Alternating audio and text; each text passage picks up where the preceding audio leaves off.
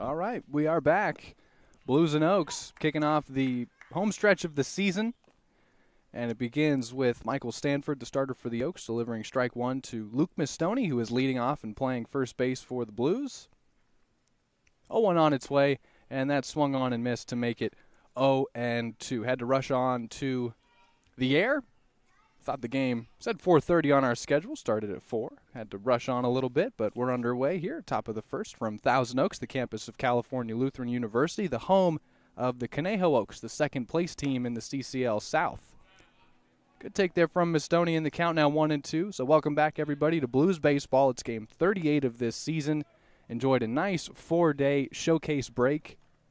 Hope everyone enjoyed the showcase game on Bally Sports West, where we got to see the top talent in the California Collegiate League as a chopper is hit to second base, and Mistoni is thrown out. Fourth week groundout begins our contest. Garrett Brooks is batting second and playing left field for the Blues. He's followed by Nathan Shimela to round out the top of the Blues order this evening. And again, Michael Stanford is the starter for the Oaks. Saw Stanford the last time these two teams played, and he was dominant, pitching 6 full innings. Brooks takes a breaking ball in there for a strike.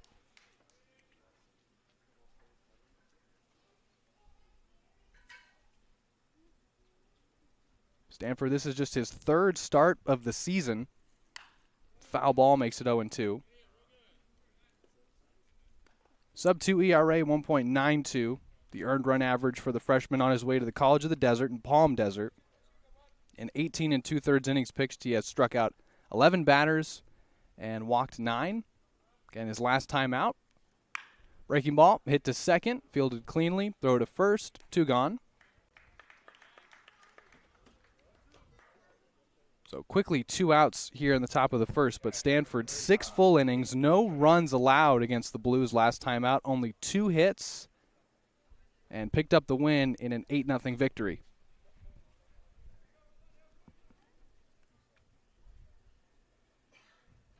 So it's Shimela now, who is in the showcase game. Lines one out to left center. That's going to drop for extra bases. Shimela will round first. Actually, that'll be a long single. Throwing from center made it close, and it's a 2-out single for Shimela.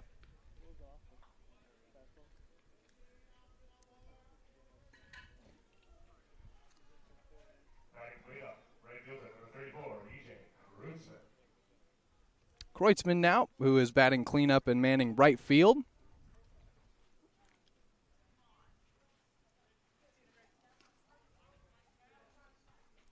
So Shimela, who was doing some catching in the showcase game, caught his teammate Cade Van Allen, who impressed down in Compton. Pump fakes a throw over to first. So Shimela now, he starts 1 for 1. And he's back to doing the catching. DHing is Colin Villegas. We've seen Shimela either DH or catch this season. Ball one taken.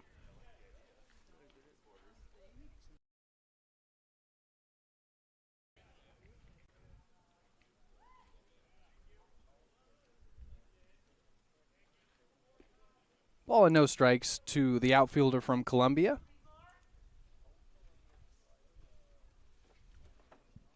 Michael Stanford, his 0-1, I guess it was strike one, in fact, so we update the scoreboard. Now the count is correct at 1-1. But Stanford had his best outing of the season, was primarily a reliever. His first 5 outings this season were as a reliever. And then he was called upon to start recently. The Oaks have dealt with injuries to their starting staff really all season. Ball and a strike. That misses outside. And because of it, they've asked really one of their better left-handers, Michael Stanford, to come in and start. And he was fantastic last time out. 2 balls and 1 strike. Kreutzmann takes low. That'll make it 3-1.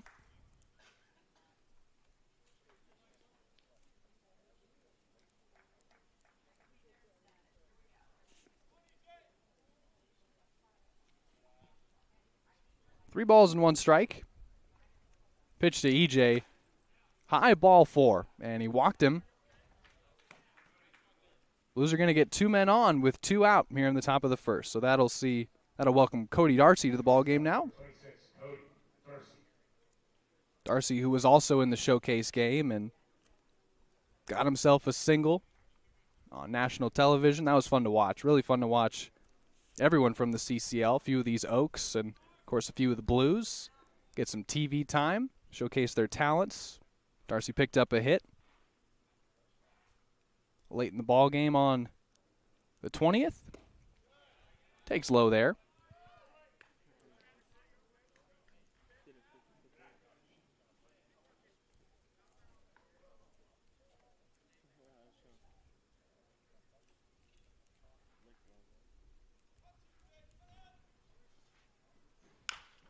Grounded to third. I'll say it's a fair ball, and so taking to the bag unassisted for the putout will end the inning. Blues get 2 men on. Stanford works around a 2-out single and walk.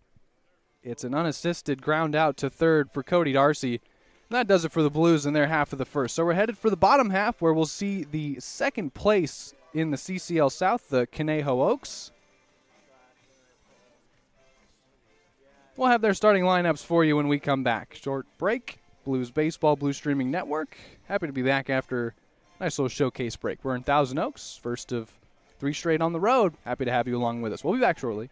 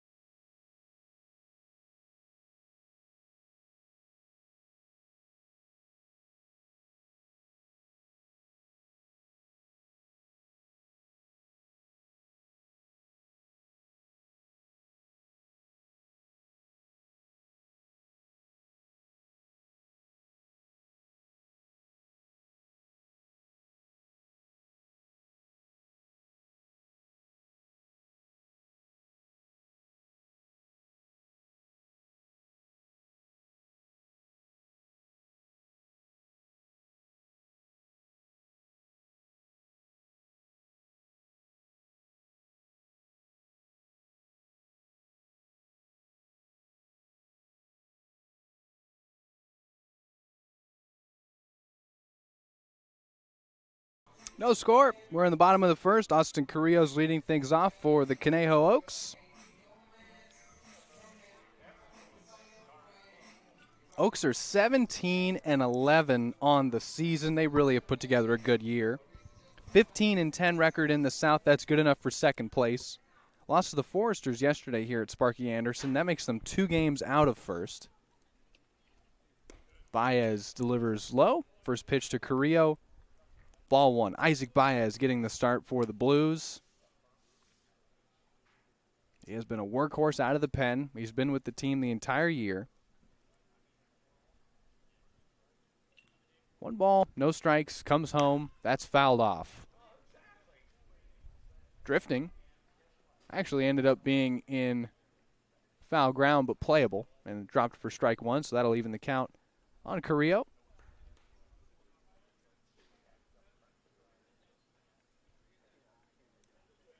Baez, the ERA at 5.4 on the season, sophomore out of Allen Hancock College in Santa Maria. It's his second start of the season.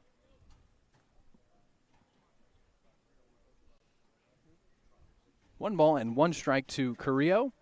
Baez has pitched 18 1/3 innings on the season. He's racked up 20 Ks. That's going to be flared out to right, dropping for a base hit, and it's a leadoff single for Carrillo and the Oaks. Oh, my goodness, the throw-in picked him off. Put your head down for a second and you miss an out. Carrillo, after singling, is out at first and taking a sizable lead. Picked off there, wipe him off the base pass, and there's one gone.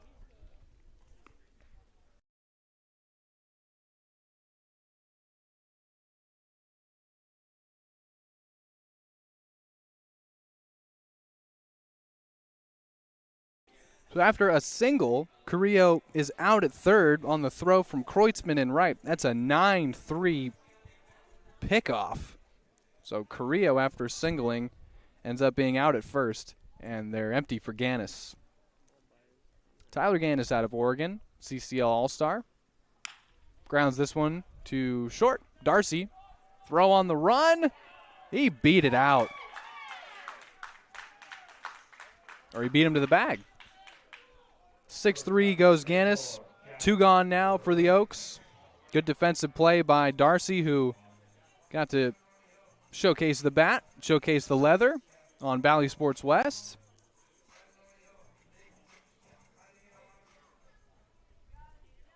Isaac Baez getting his second start of the season, his first since the opening weekend against the Coastal Dodgers. Went 4 1/3. Gave up 2 earned runs, struck out 7 batters, and that is by far his season high. So his only start went well. Called upon right out of the break. Swung on and missed 1-1. Gavin Grant also in that showcase game. Did a tremendous job of fielding it short. 2 gone, no score here at Sparky Anderson Field. We're in Thousand Oaks. Beautiful breaking ball in there for strike 2.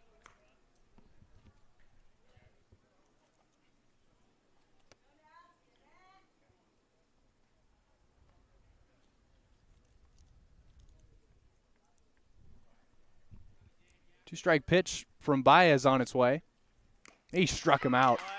Foul tip into the glove. That does it for the Oaks in their half of the first. Baez works around a single from Carrillo. He was tagged out from right field. Gannis grounded out to short, and Gavin Grant just struck out swinging. So Baez faces the minimum in the first, keeps us tied at 0 going into the second.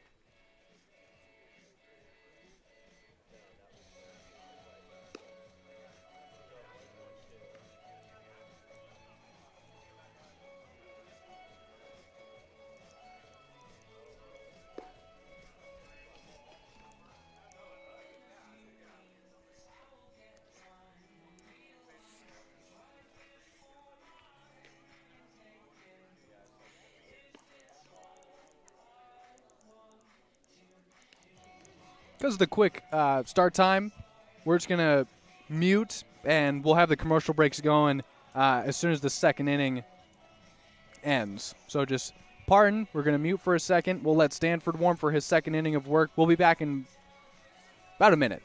Thanks for hanging out.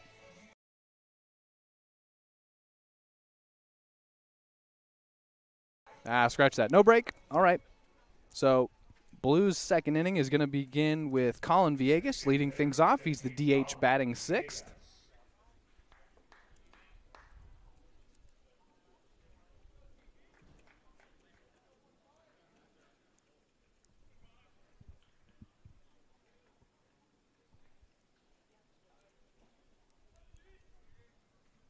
Michael Stanford, the left-hander, begins with ball 1 inside to Colin Villegas, who is DHing and batting 6th.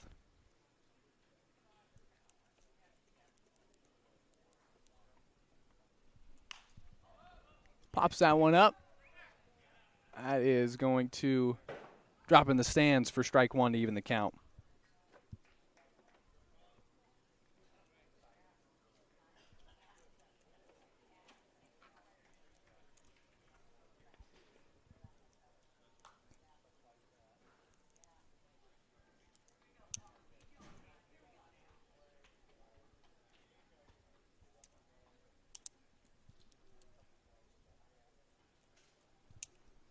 Ball and a strike to Villegas. Breaker missed high. 2-1.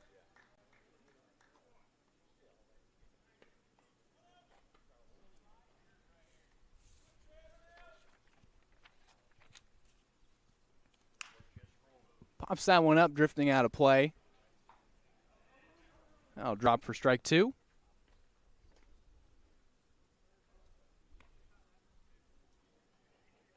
Stanford faced a season-high 23 batters against the Blues. He only allowed 4 to reach, 2 walks and 2 hits. Only had 2 strikeouts as well. Was really efficient in what was his second start of the season, and now his third comes against the same team. A team the Oaks have yet to lose to this season. The Blues are 0-5 against the Oaks this season. Count full, as crazy as that is to say, this is a matchup between these two teams that was very competitive in the regular season. They would ultimately meet in the playoffs. That could still be the case. Be a payoff pitch now from Stanford to Villegas. Leadoff walk.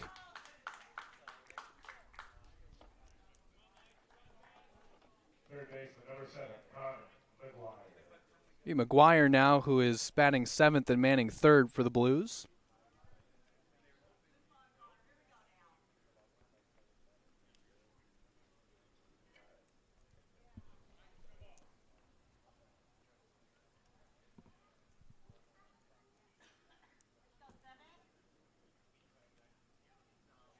Stanford starts McGuire out with ball that's grounded foul. Was put in play, but they'll say strike 1 on the foul ball. Just one camera tonight. We put it up on the top of the press box of Sparky Anderson Field, so it's up on the roof. Good vantage point. Appreciate the Oaks letting us do that with our camera equipment. So that is our vantage point for this evening.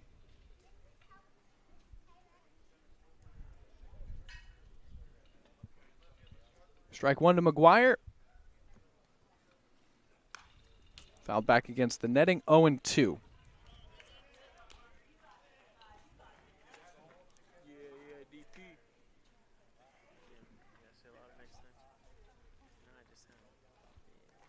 Count 0-2 to McGuire after Stanford allowed a leadoff walk to Villegas. That was his 10th walk allowed this season. Flown out to right, drifting foul, 0-2.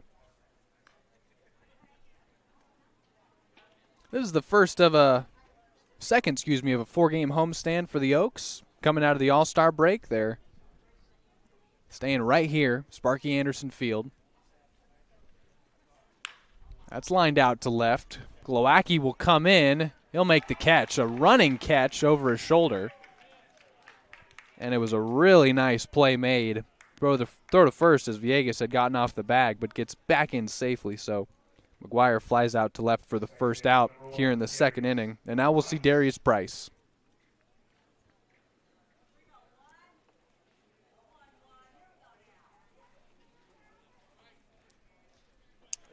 Three straight losses for the Oaks coming into this one, actually. Back-to-back against the Riptide, heading into the showcase break. Then they lost to the Foresters yesterday, 15-9 here at home. Allowed the Foresters to remain in first place as Price flares one out to right. That's going to drop for a base hit. So Darius singles, loop single, and back-to-back, two Blues have reached here in the second inning. Villegas on a walk and Price on a one-out single. We'll see Luke Pemberton now.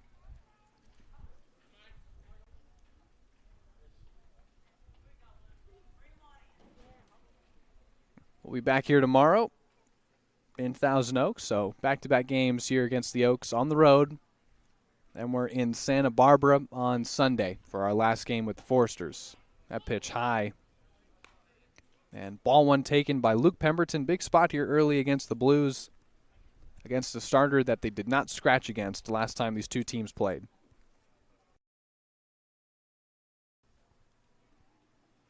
One-0. Slap to third, fair ball beyond the reach of Dode. They're going to send Villegas. He'll score without a throw. Price slides into third, and Pemberton's into second with an RBI double.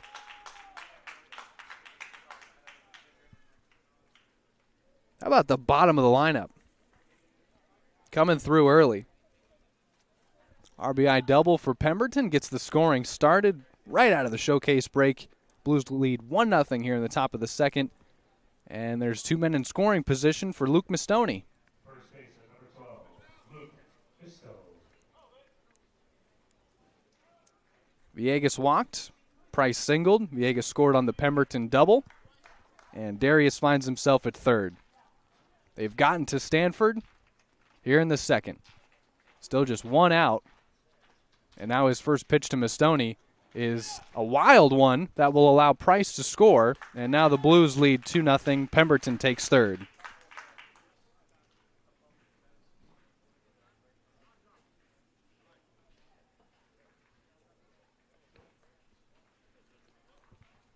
Pemberton gets to third.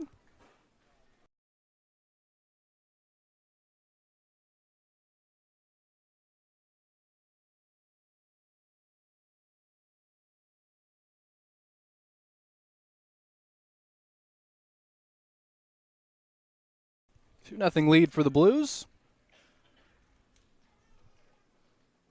Pemberton drove in the first. Stanford threw a wild pitch with a runner on third to allow Price to score, and he's behind 2-0 on Luke Mistoni, who grounded out to second back in the first. Mistoni, who hit leadoff for the first time in his life a week ago, takes strike one there. They've liked him in this spot. The two-way player who pitches and mans first. High average on the season for Mistoni. Takes low there, 3-1. Luke hitting .353. This is his 35th at-bat of the season. Was really impressed in all aspects of the game. Looking for more here in the second. Blues already lead 2-0 early. A 3-1 on its way. That's slapped foul.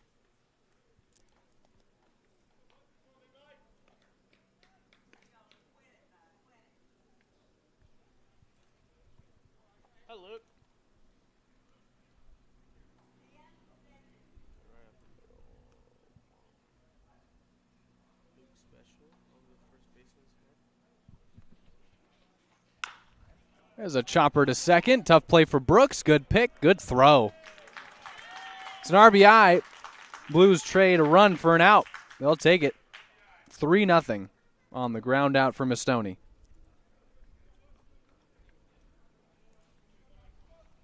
And Mistoni picks up his second RBI as a Blue. And it's a productive out to increase the lead to 3-0. But Garrett Brooks now, with the bases empty, takes inside. That breaking ball hit him. Brooks seems to be okay, taking first base after being hit by a pitch.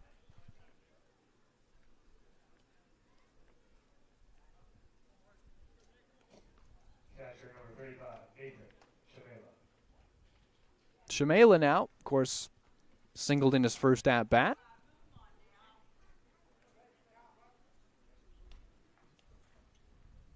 This is not the same Michael Stanford that the Blues faced back on the 15th when he pitched 6 scoreless innings. Ball one, and the command not the same as well for the talented left-hander.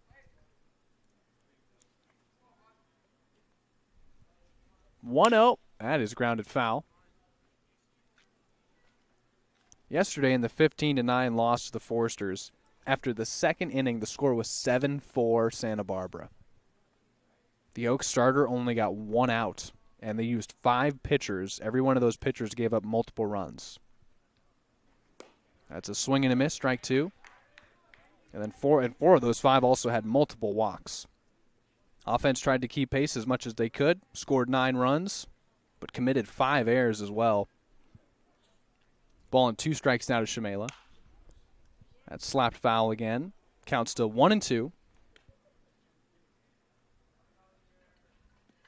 But the Oaks still find themselves in second. The Blues still haven't beat them, but they've gotten out to a big lead here in the second. And Shamela in a 1-2 count. Blues have wasted no time getting the offense going right out of the break.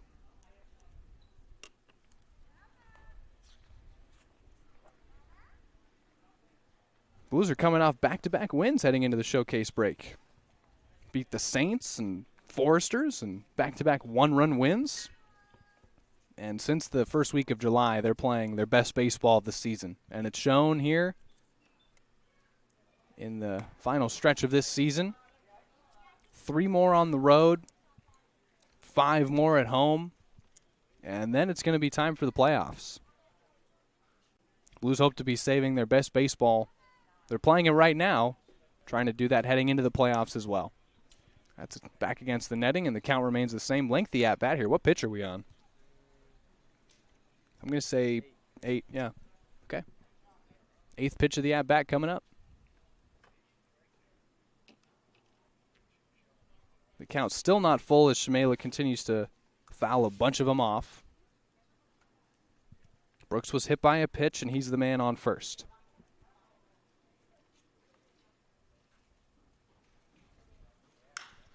There's a fly ball out to right. That ball's carrying extremely well, but back at the warning track is Gannis to make the catch. That threatened to leave, but it's a long fly out to right to end a 3-run second inning for the Blues. They get a walk from Villegas, a single from Price, RBI double from Pemberton, RBI ground out for Mastoni, and then Pemberton scored from third on a wild pitch. All right. Blues wasting no time, have a 3-0 lead over the second-place Oaks of the CCL South. We're going to take a short break and be right back with you. Thanks for making Blues baseball right out of the showcase break part of your Friday afternoon. Back in 90 seconds for the bottom of the second. Thanks for hanging out.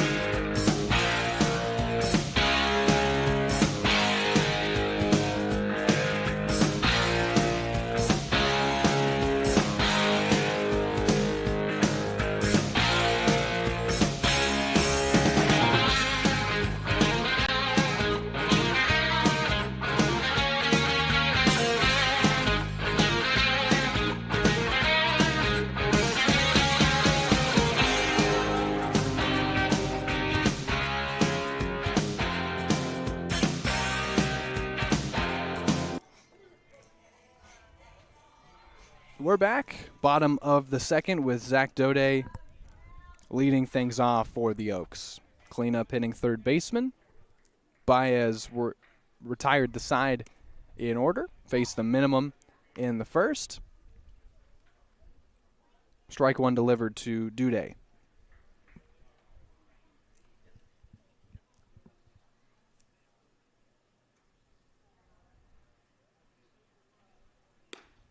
Beautiful curveball, 0-2.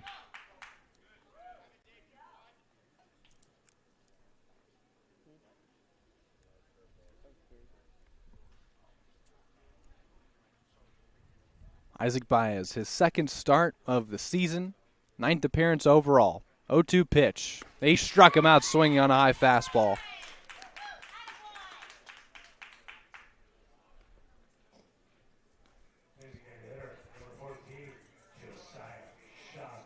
Josiah Chavez now, the DH batting fifth, will get his chance to face Baez, who, even after allowing a leadoff single to Carrillo, E.J. Kreutzmann made a brilliant throw from right to Mastoni at first. They got Carrillo out as he had a sizable lead after that single.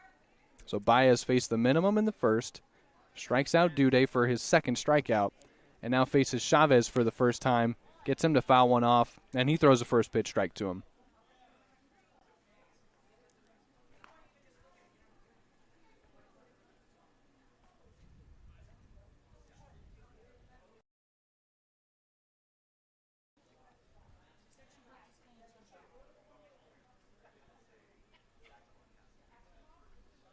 It'll be 0-1 to Chavez.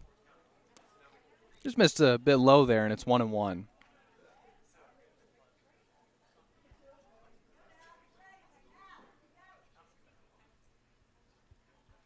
One ball and one strike. Got him to swing through that one beautifully. 1-2.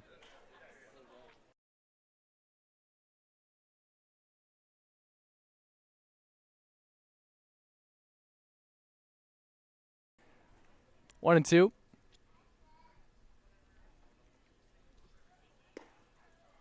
Tried to get the swing and miss on a high fastball.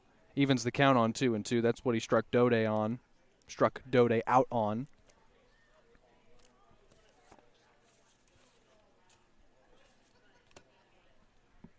2-2 pitch. That missed slow again.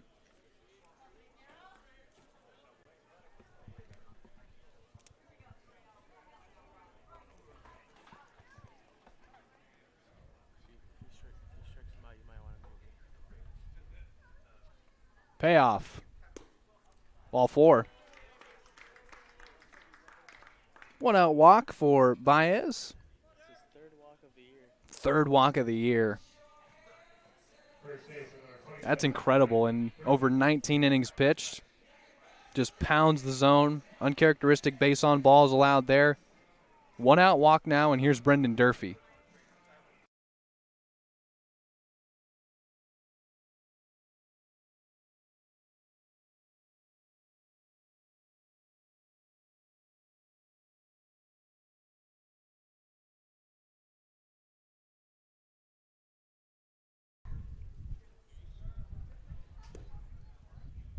Ball 1 to Durfee.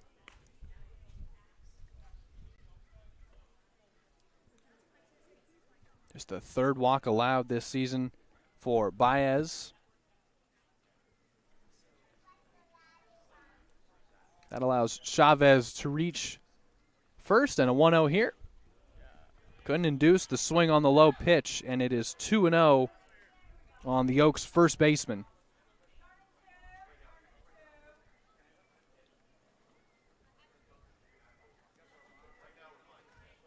Durfee, the average at .317. This is his 22nd game of the season. And for the Oaks, it's their 29th. High pop-up. That's playable for the right side of the infield. Price looks to be under it. 2 gone. As Durfee pops out to second base, and now Colin Heineck, the Oaks catcher, will have his shot at Baez here with 1 man on and 2 out. We're in the bottom of the second.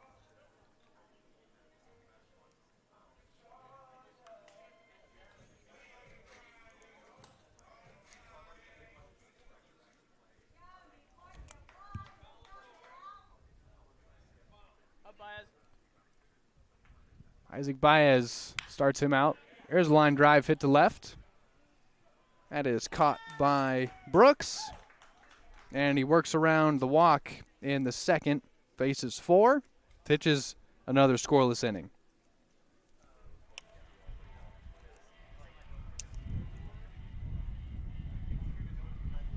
Going to the top of the third, and it's the third inning of work for Michael Stanford. Blues got to him for 3 in their half of the second. We'll see Kreutzmann, Darcy, and Villegas get their shot at Michael Stanford. The Blues lead the second place in the South CCL Conejo Oaks 3-0.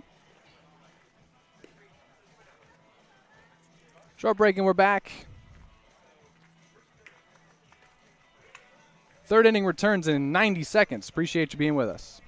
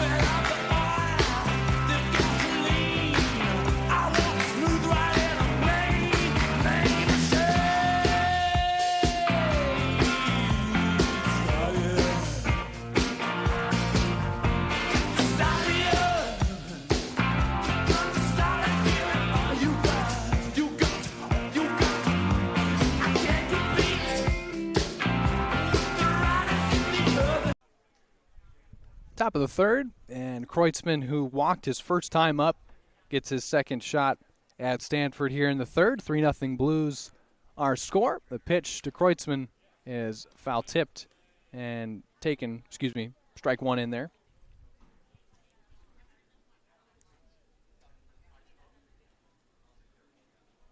Blues closing out the final 3 road games of the year, back-to-back here in Thousand Oaks, today and tomorrow, both at 4. Fouled back 0-2. Thought this one was supposed to start at 4:30. Started at 4. We were just setting our camera up, and then the anthem started, and we were like, all right, time to get to work. So quickly 0-2 on Kreutzmann. We know for a fact tomorrow's ball game is at 4. And then we'll be in Santa Barbara on Sunday at 2, off day Monday, and then the final 5 at home for the Blues to close out the season. Tuesday through Sunday will be at Sinsheimer Stadium. And then really looking forward to the CCL state playoffs. 5-team double elimination tournament. First of its kind ever last year. So it'll be the second year of this installment of the playoffs. Strikeout for Stanford.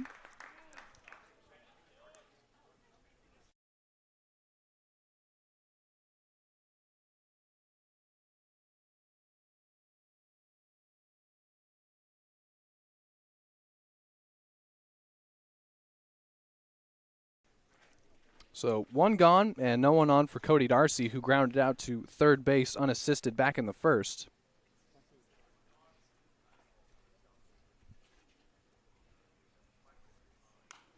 Fouled back against the netting, 0-1. It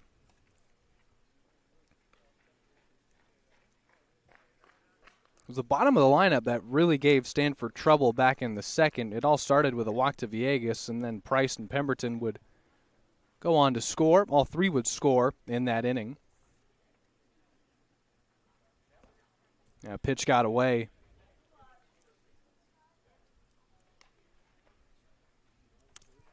You have to think for the Blues, second time around against the guy that shut you out for 6 innings, a team that shut you out for 9. Last time these two teams played, they've come back with some motivation. They're coming in hot after back-to-back wins. Nice break. Look well rested. Look like they're ready to close the season out in style. 1 ball and 2 strikes now on Darcy.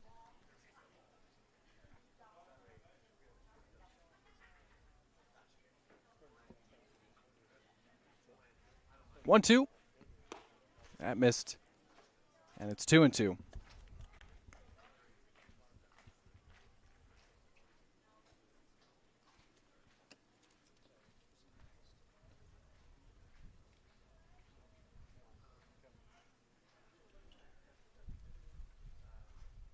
It'll be a 2-strike pitch from Stanford to Darcy, and that one is flown out to right. That looks like it'll drift foul and drop for a foul ball. Count remains the same, 1 out. No one on here in the top of the third.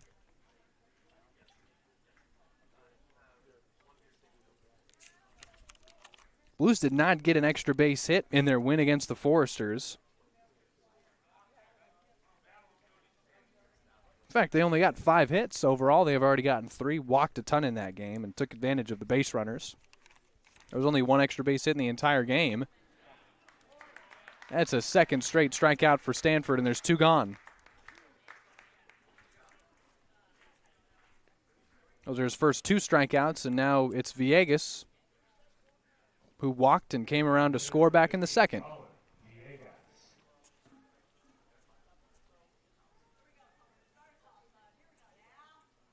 Villegas hitting .241 this year. Outfielder Cal Poly Mustang, teammate of Tate Samuelson's, of course, during the year, and of course now in the summer.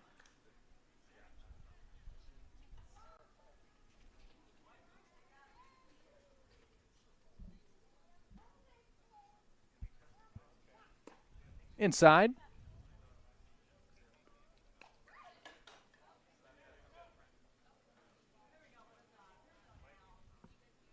Stanford yet to have a clean inning.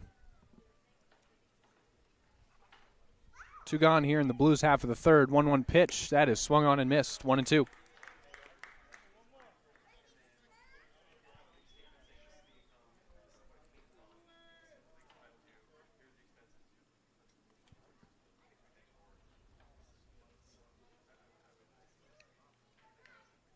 Two-strike pitch coming. 2-2.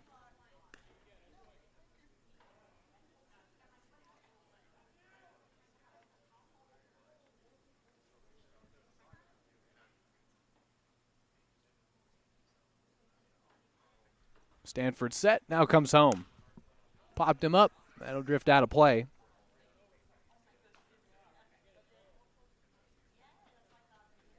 Blues have had some lengthy at-bats against Stanford so far. Shamela, 8-pitch at-bat. Villegas, the first time he worked a walk against him was a lengthy at-bat. Having one again here, count 2-2. Fouling a bunch of pitches off. Takes outside there to fill it.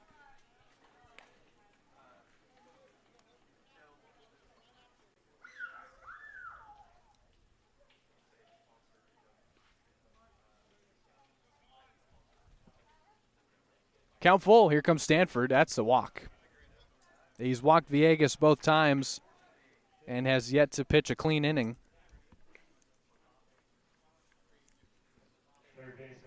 This is how rallies can start. Bottom of the lineup got to him in the last inning. We'll see what McGuire can do against him this time around. He flew out to left his first time against him. Now bats with a runner on first and 2 out. Blues at 17-20 on the season, 11-14 in the South. They're now in 4th place. They moved up after the Saints lost to the Riptide yesterday. So the Saints dropped to 5th. The Barons are in last.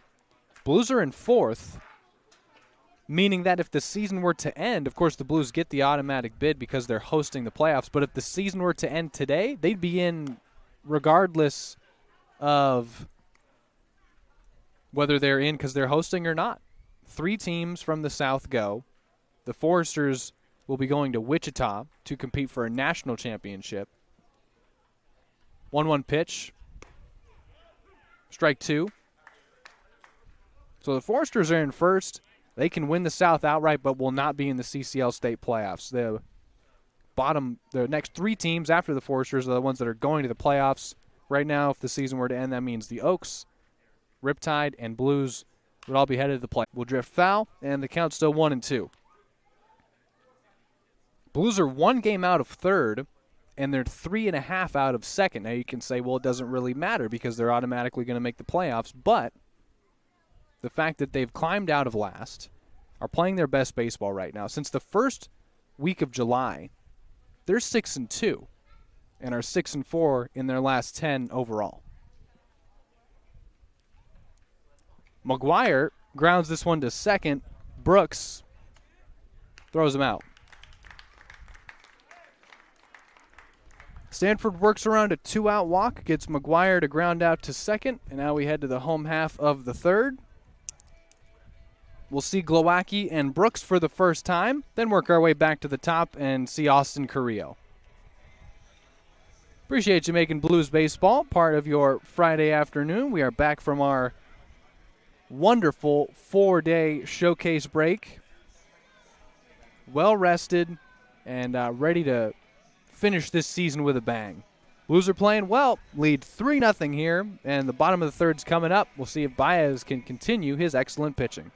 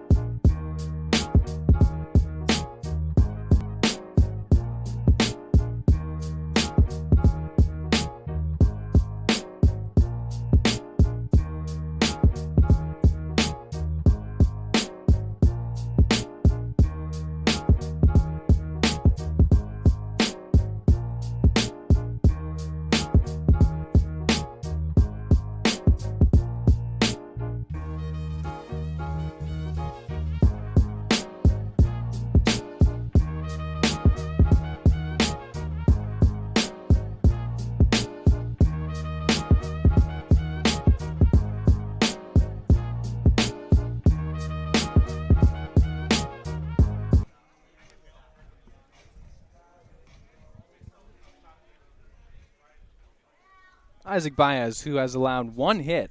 That runner didn't even stay on the base pass as Carrillo was quickly tagged out. First at bat, bottom of the first. Quickly a ground ball to Price. One pitch and one out here to begin the third. If there's one word that sums up Isaac Baez as a pitcher, it's efficiency. In 19-plus innings, he has only walked 3 batters on the season. His third came back in the second. Only 2 base runners have reached. Only one was on. Only one was not picked off. So the only hit he gave up did not even remain on the base paths. He's retired 3 straight, dating back to the second. If you take out that walk, he's retired 6 straight. Strike one. Really just pounds the zone. Has a great curveball and change. Fastball will fool you with that spin rate on it as well. Try to pitch low in the zone. It evens the count.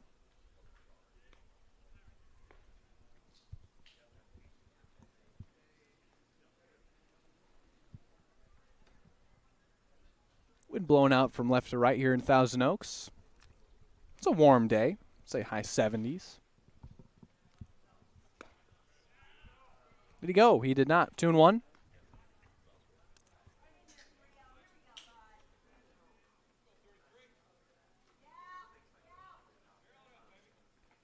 It's 75 back in slow. It is 78 here in TO. 3-1.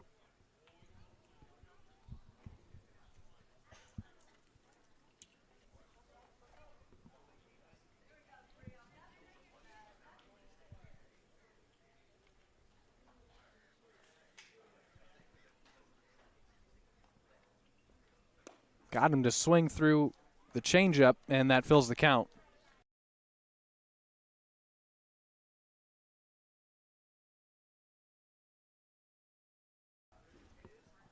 Jack Brooks in his first at-bat. Full count. Payoff pitch coming from Isaac Baez. Now set. Threw him another one, and he fouled it off.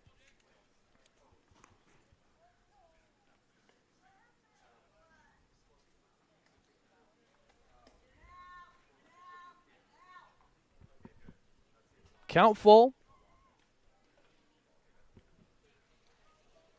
We'll do it all over again. Brooks, the left-handed batting second baseman for the Oaks. Baez comes home. Popped him up and out of play. Oh my goodness, it was playable and caught by McGuire. My mistake. There's 2 out.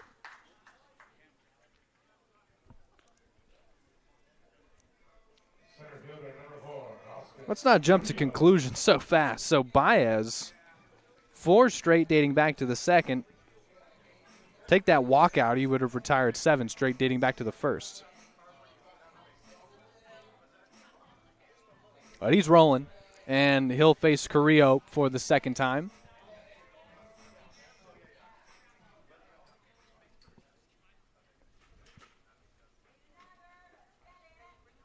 Austin Carrillo singled but was tagged out at first.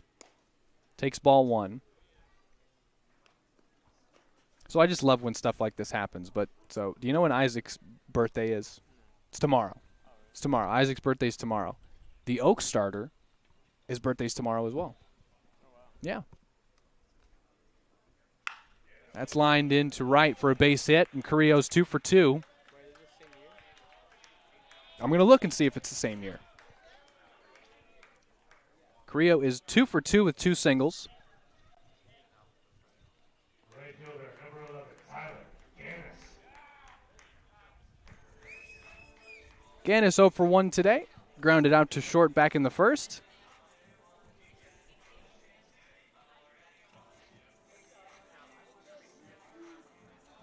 Baez is a year older than Michael Stanford, but both of them will celebrate their birthday tomorrow.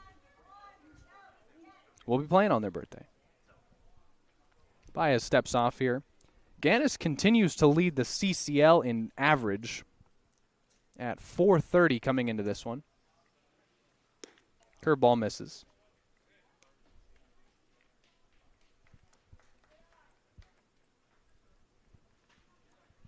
Outfielder out of Oregon.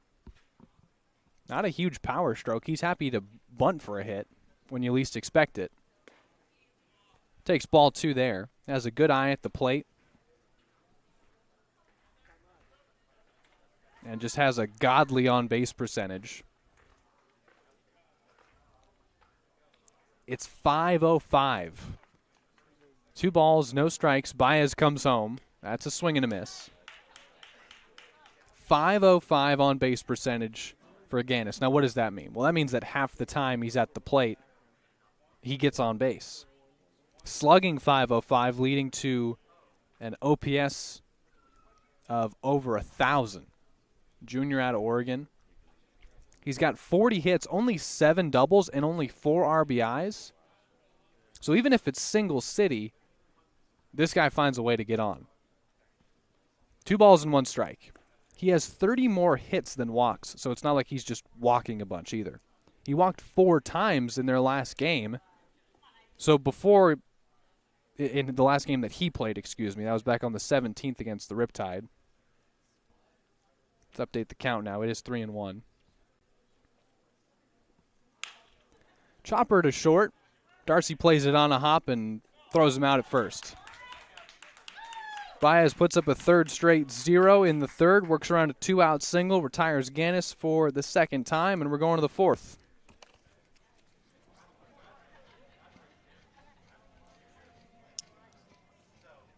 We'll see Price, Pemberton, and Mistoni to face Michael Stanford. Both our starters have the same birthday, and Baez, older by a year, has put together 3 scoreless innings. Stanford allowed 3 to score in the second, but bounced back with the scoreless third. We'll see what he's got for the Blues in the 4th when we come back. Appreciate you making Blues baseball part of your Friday evening. I'm Zach Ebrahim, and we'll be right back.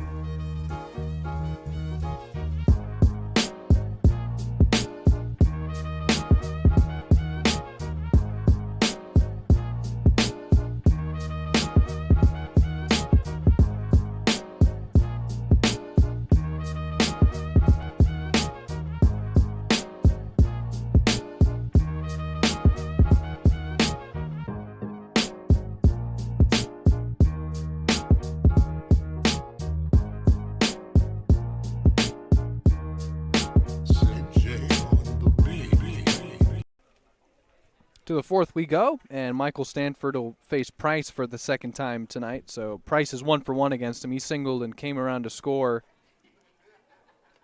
on Luke Mistoni's ground out back in the second. I made it 2-0 Blues. Ball 1 to Darius Price on his way to Cal Poly Pomona.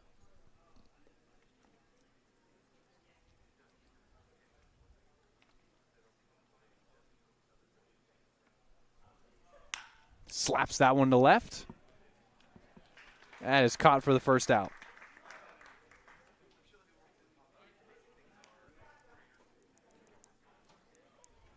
One gone for Pemberton, who is 1-for-1 with an RBI double.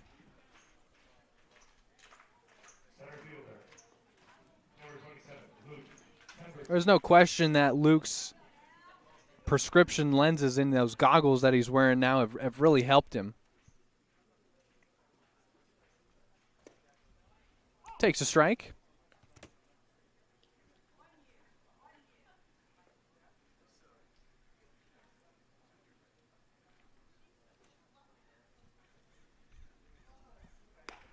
That breaking ball missed high. 1-1. Pemberton is 3 for his last 7.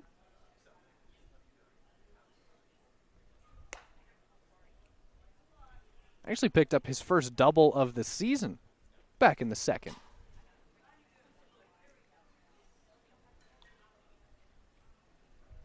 Two-one pitch to the outfielder out of Pepperdine. He swings and misses, and that's 2-2. That makes it 2-2.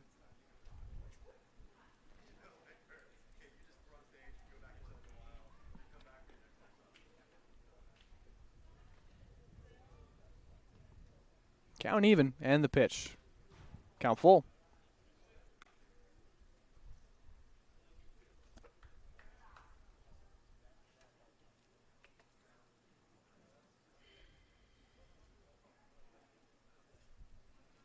Payoff.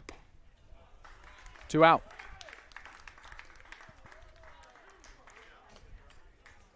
It'll be up to Mistoni, who's grounded out to second both times, but in the second drove in a run as Price was on third base with 1 out. Two-way player on his way to Cal State Fullerton.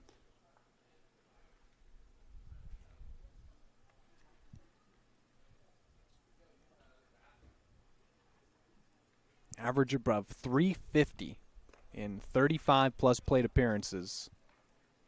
He's got a couple starts and an excellent ERA. We'll detail that the next time we see him start. Could be as soon as tomorrow. Ball and a strike to the leadoff hitting first baseman. Breaking ball feathered in there, 1-1.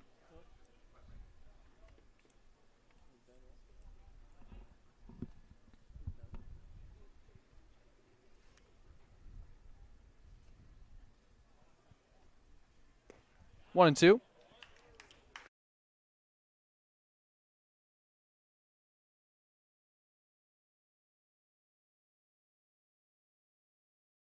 All right, I was actually just informed that Mistoni will not be pitching anymore this season. Done throwing. Not done swinging. Fouls that one off, and it's 1-2. Was hoping we'd be able to see one more Mistoni start.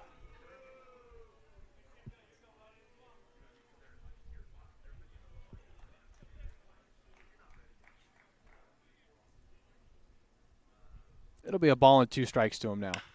Grounds that one to second. Brooks plays it on a hop. Throws him out at first.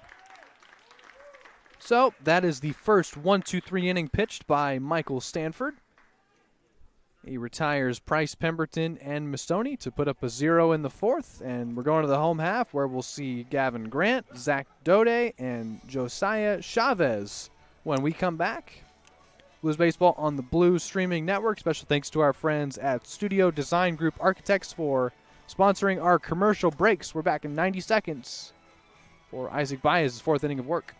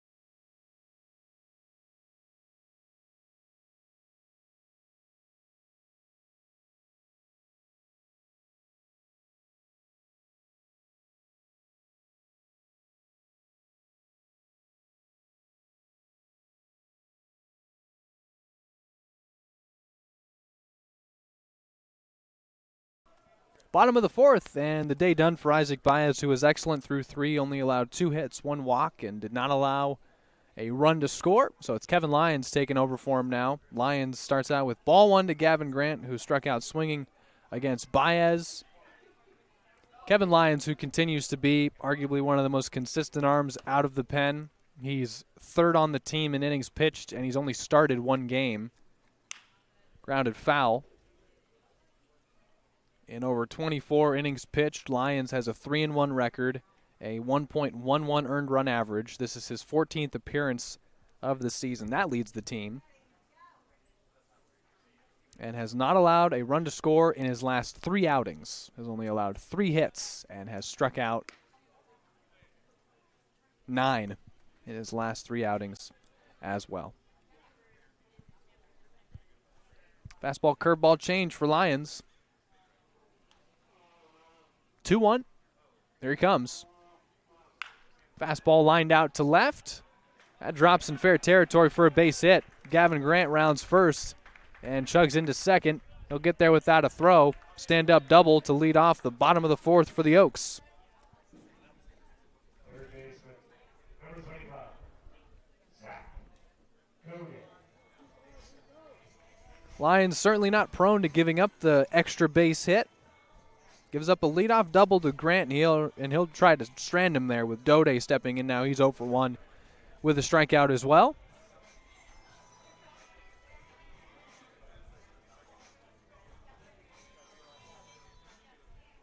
Dode's actually 5th in the CCL in average. There's a lot of guys, it's crazy to say, I don't mean to make it sound like it's average, but a lot of guys with that average above 380.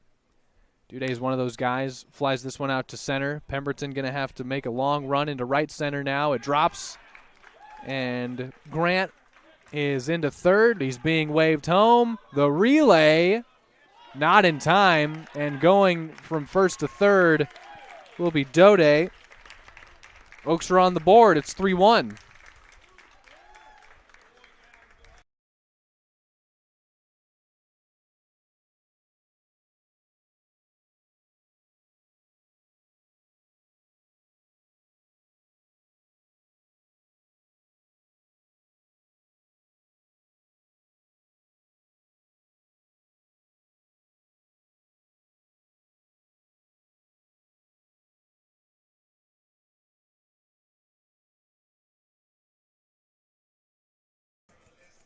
Double for Duday, and he advances to third on the throw, so it's an RBI double after Grant doubles.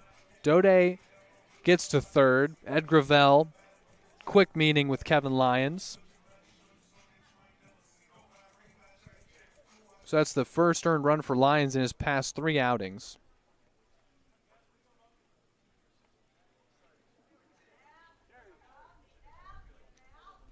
On the season, he's only allowed 3 earned runs, now 4. Fastball lined out to right, drifting foul, strike 1. It's Josiah Chavez now, who walked in his first at-bat. Runner at third is Duday. He doubled and advanced to third on a throw. He also drove in the Oaks' first run. It is now 3-1. Here's Kevin's 0-1. 1-1.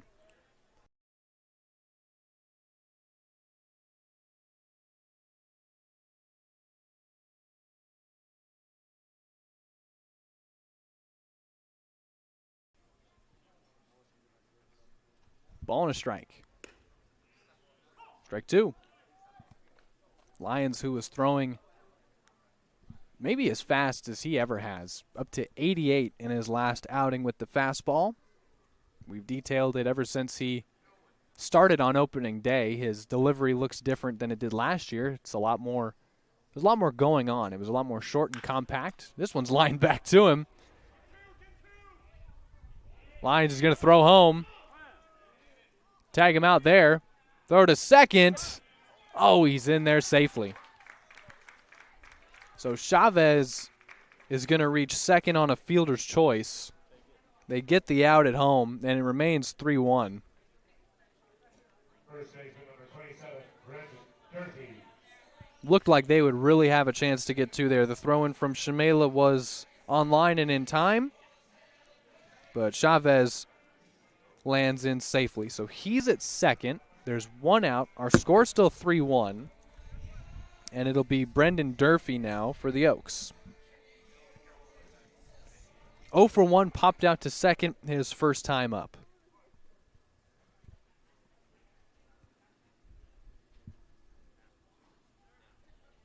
All Lyons has done this entire year is limited damage. Lines this one into center field for a base hit.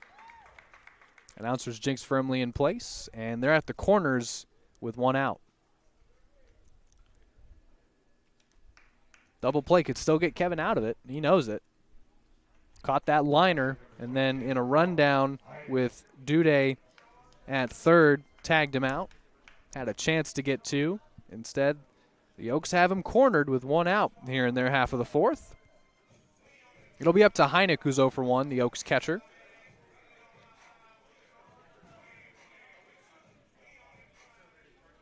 He'll be trying to add to his RBI total of 12. His team within 2. Fastball misses high. That is one thing that Lyons has improved upon. That's velocity with this new delivery. And the velo only going up for Lyons. 1-0 pitch. Secondary stuff is really where he shines. But to get a fastball to complement that, that's what leads to a sub-2 ERA in 15 appearances. 2 balls and no strikes. 1 out, bottom of the fourth. Pitch. Foul tipped.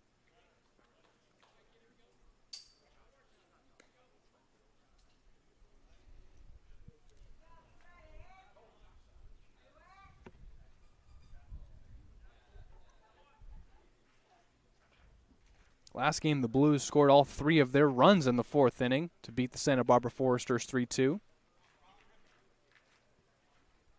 What a way to go in the All-Star break, beating the #1 team in the South. Fastball is lined out to left. That will drift foul. And it's a loud and long strike 2. So Lyons has worked his way back into the count after being behind 2-0. Trying to put away Heineck. Ground ball would do wonders here.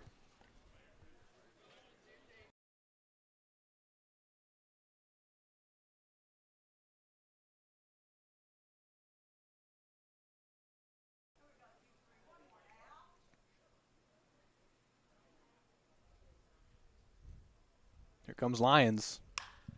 Fly ball out to left center. That'll hang in the air for a while. Pemberton giving chase.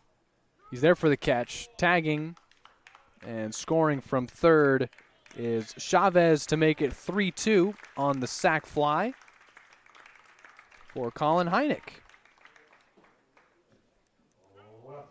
It's his 13th RBI of the season, makes our score 3-2. And it'll be up to Glowacki to do any further damage here in the 4th. This is the first outing for Kevin Lyons all season where he's allowed more than 1 earned run. Still protecting a 1-run lead. Pop up left side. McGuire has his eyes on it, makes the catch. That ends the inning. Lyons protects the lead. 3-2 our score. And a pop up to third ends the 4th inning. Going to the 5th, well, we'll see Brooks, Shamela, and Kreutzmann.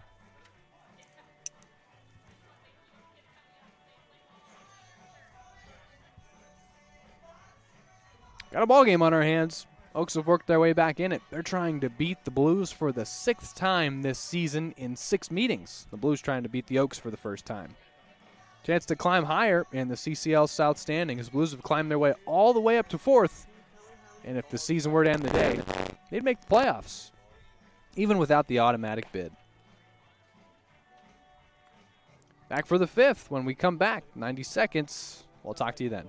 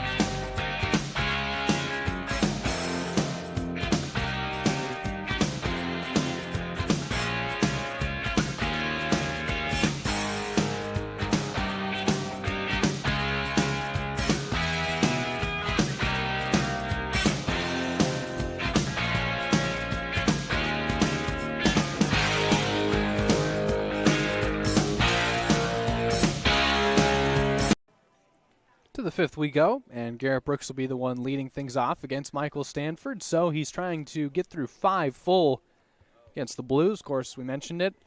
His longest outing, his best outing of the season came a week ago against these Blues when he went 6 full and didn't allow a run. Brooks is 0 for 1, was hit by a pitch in the second. Stands in to lead off the top of the fifth. Blues still ahead by 1. And ball 1 delivered to Brooks.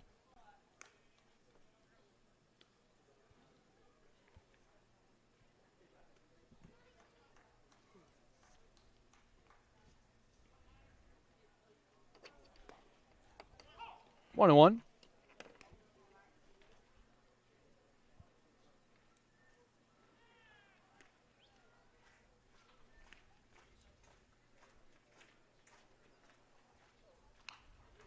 Grounded foul, 1 and 2.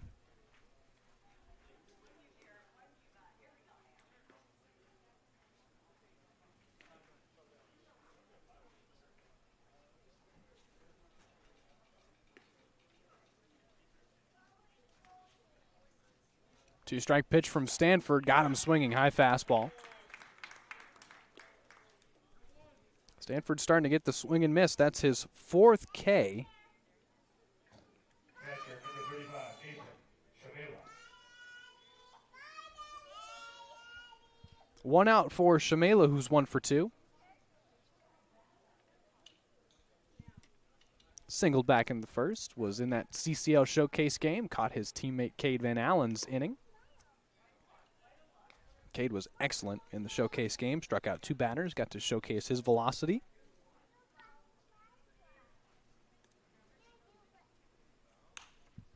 Pops him up, that'll drift into the stands.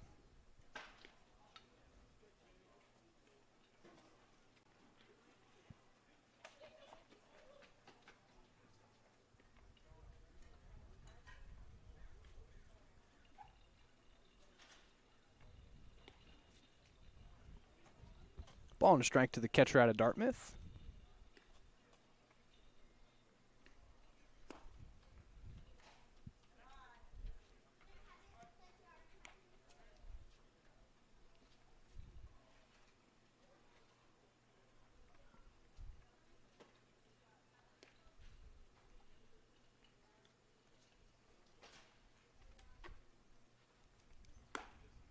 Checked his swing on a high pitch and took ball 3.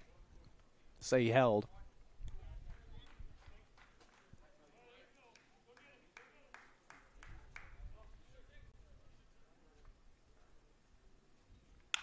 Lines this one into center field for a base hit. 1 out single for Shamela. Makes him 2 for 3. Right fielder number 34, EJ Kreutzmann. His average has consistently been above 300 ever since he joined the Blues, back to our first trip in Pasadena. And now it'll be E.J. Kreutzmann, who walked in the first and struck out swinging in the third.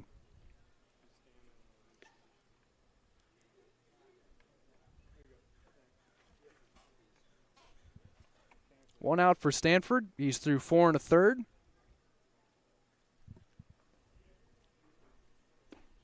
Breaking ball swung through for strike 1. Coming off of his first 1-2-3 inning, that was in the 4th. Retired the side in order. He's picked up 4 Ks in the last 2 1/3. Grounded to first. Tapping the bag for the unassisted out is Durfee, and there's 2 gone. It's a productive out as Shamela takes second base and will be in scoring position for Cody Darcy. Shortstop number 26, Cody Darcy.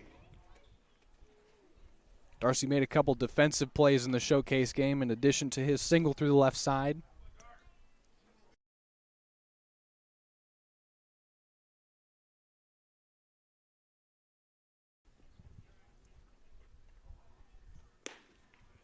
Swings through strike 1 there on the fastball from Stanford. It was hard to get a hit in that showcase game. A lot of excellent pitching. Really the best pitching in the CCL was on display. A game that ended up being 2-0 in favor of the South. 0-2 now. Fouled back against the netting. Cody, one of the Blues who got his TV time, and that was just fun to see. Him hanging out in the dugout with Aiden Anderson and Blues assistant coach Casey Belt, who's down coaching third base. 0-2 on its way. Got him swinging on 3 pitches. Fifth strikeout for Stanford, puts up a 0 in the fifth, and he's through 5 full against the Blues in his second straight start against these very slow Blues. So, bottom of the fifth coming up, we'll see Jack Brooks, Austin Carrillo, and Tyler Gannis. The Oaks got on the board back in the fourth. They plated 2 against Kevin Lyons, and Kev will be out for his second inning of work out of the pen. It'll start with Jack Brooks when we come back. Our score still 3-2 in game 38 of this Blues 76th season of existence on the Central Coast. And we're going to take a short break and be right back with you. Blues baseball returns in 90 seconds.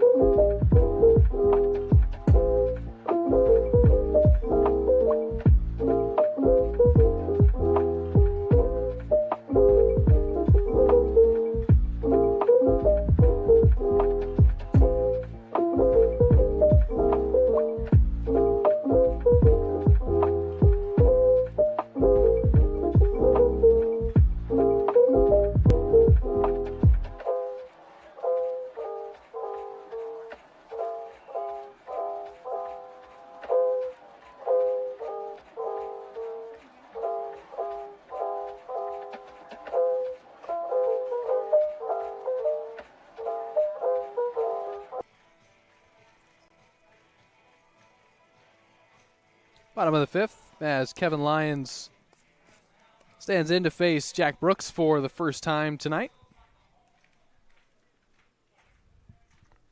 Brooks popped out to third, back in the third.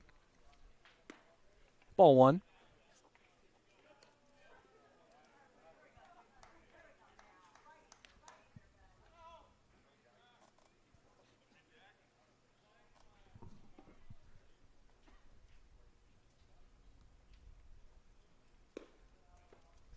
Two and 0.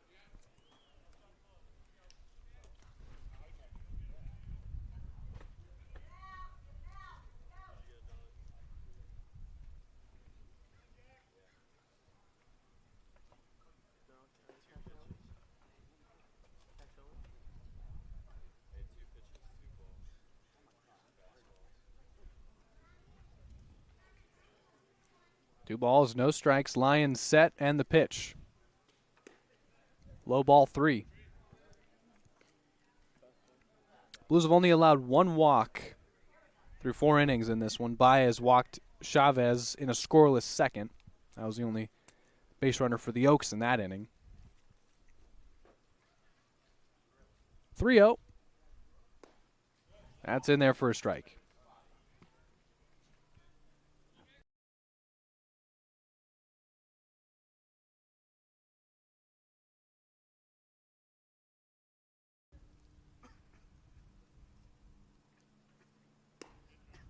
Yeah, it's a leadoff walk for Jack Brooks and the Oaks in the fifth.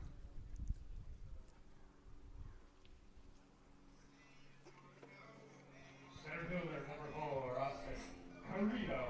Carrillo, who's 2 for 2, the center fielder out of Cal Lutheran. Was also in that showcase game. Both these teams had a lot of guys. The Oaks had Carrillo, Gannis, Grant. They had the top third of their lineup. Couple pitchers as well.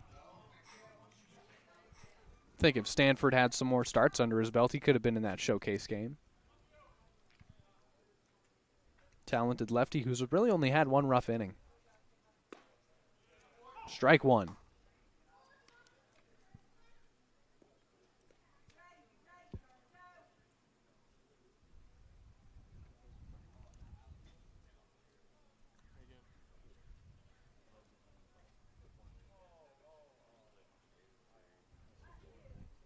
Lions rocks and fires. Brooks takes off for second. Curveball in there for a strike. Throw to second, not in time. It's a stolen bag, but the count is 0-2 on Carrillo.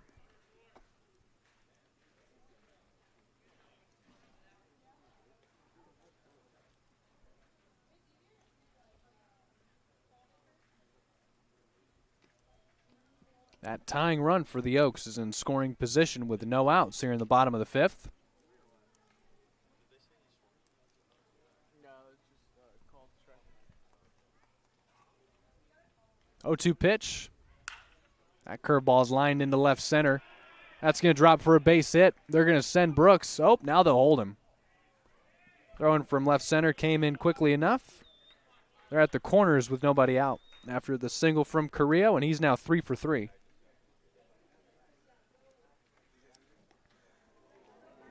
So it'll be up to Gannis, who's 0 for 2 with 2 groundouts to short. Got to be careful with the CCL's leader in average. Currently the only player in the CCL with his average above 400, I believe, and I'll double check that as I say it.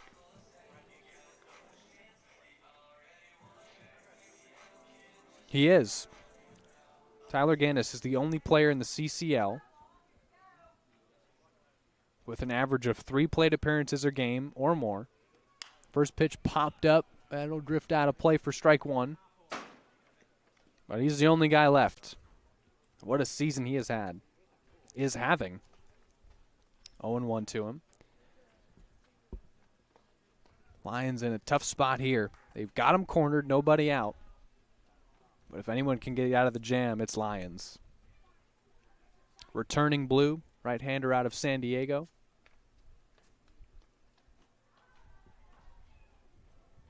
Is 0-1 with Carrillo taking off for second. Curveball's in there for a strike.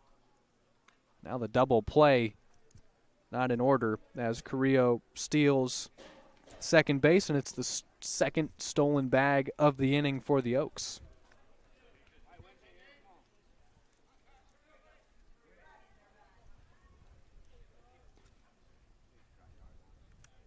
He's ahead 0-2.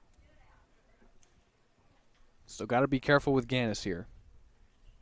One of the best at making contact in the league. Grounded foul. Tried to blow the fastball by him.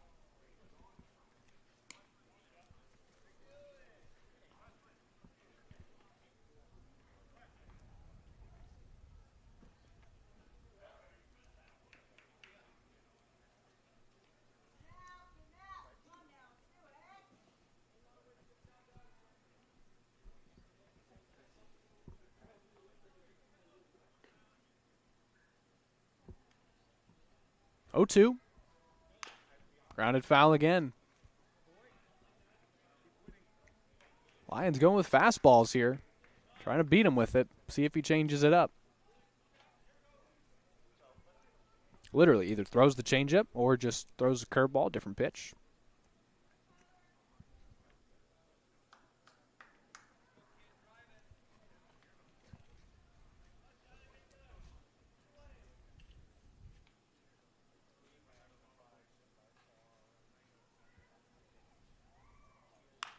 That curveball's popped up to first, and Mastoni has it.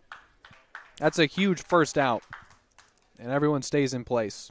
Shortstop number 34, Gavin Grant. Well, here's Gavin Grant, the shortstop batting third, who doubled back in the fourth, came around to score after Duday doubled him in. He's 1 for 2.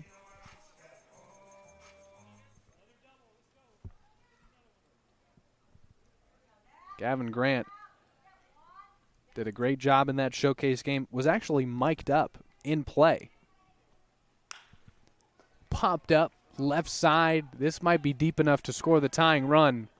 Brooks, who makes the catch, throws home. It's not. What a throw in from Garrett. And there's 2 gone. Everyone stays in place. Brooks already has 2 outfield assists this season. Both came in the same game. And that strong throw in from left keeps everyone in place. Lions is 1 more out from getting out of this jam. It'll be up to Duday, who doubled in the first run for the Oaks. made it 3-1 in the fourth. And he came in to score after Colin Heineck drove him in on a sac fly. Lions trying to protect a one-run lead.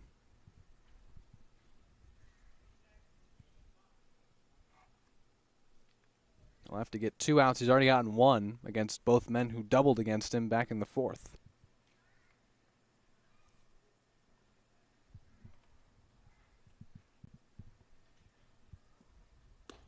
Yeah, breaking ball slipped out of his hand, 0-1.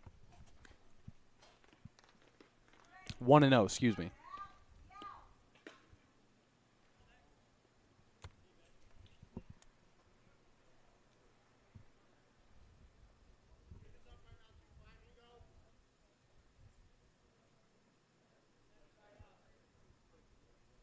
One 0 pitch inside.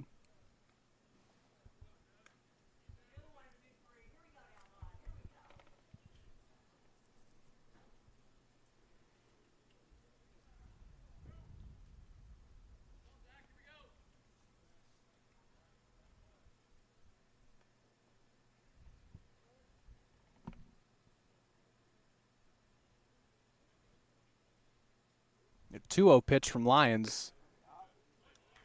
I'll say it's a bit high, and it's 3-0. Walk doesn't kill you here. Got an open base, but Lions has gotten 2 straight outs. A pop out to Gannis and a fly out to left by Grant. Trying to get by the cleanup hitting third baseman Duday. 3-0. And it's a 4-pitch walk. So they'll be loaded with 2 out for Chavez. And here comes Bob Miller.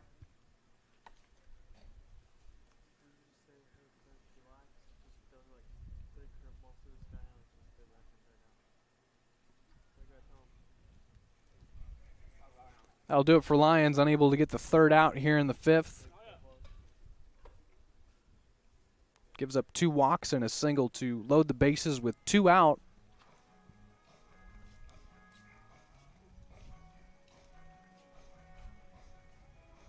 Who we got? That looks like Kubi to me. Yep, Eric Kubitawitz is going to come in to get 1 more out here in the bottom of the 5th. Big spot for the right-hander out of Illinois State. That does it for Lions. He's responsible for the men left on. Kubi trying to get him off the hook. 2 outs, bottom of the 5th. We'll let him warm, and we'll return in 90 seconds. Blues baseball will continue when we come back. Appreciate you hanging out.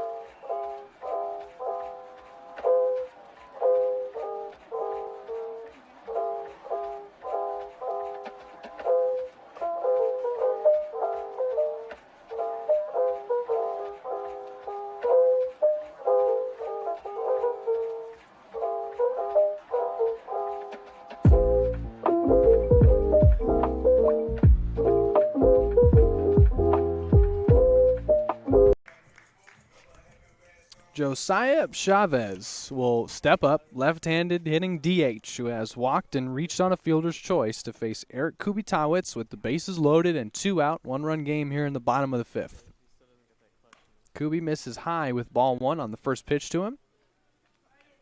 Haven't seen Kubi since the 14th against the Barons, where he ate up some innings out of the pen. 5 1/3, just 1 earned run. Only got 1 strikeout as well, and faced a season-high 22 batters. That was his season high in batters faced by 9. 1-1. Fired it in there. Teammate of Cameron Mabies at Illinois State. Also, 2 Blues from last season, Jared Hart, left-handed reliever, and Ryan Cermak, a center fielder, one of the best in the country, and congrats to Cermak on being drafted by the Tampa Bay Rays. 1-1. 1-2. Strike away. Big spot here for Kubi Tawitz. 8 days of rest. Was excellent out of the pen. Threw the most innings he's thrown this season by 2 innings and a third. His 2-strike pitch. Missed high and outside. Couldn't induce the swing and the chase from Chavez.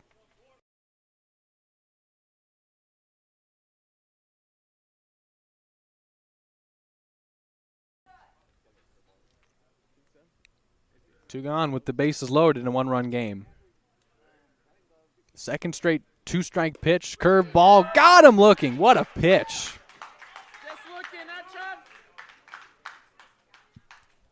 Backwards K for Kubi, and we're going to the 6th with our score still 3-2. Protects the lead and gets the strikeout needed. Big spot called upon by Bob Miller. And Eric Kubi Tawitz delivers. We're going to the top of the 6th where we'll see Villegas, McGuire, and Price. Looks like it'll still be Michael Stanford pitching. He'll try and get through 6 full for the 2nd straight start against these Blues. Our score remains 3-2 after Kubi gets the biggest out of the game. We're back in 90 seconds. Thanks for hanging out.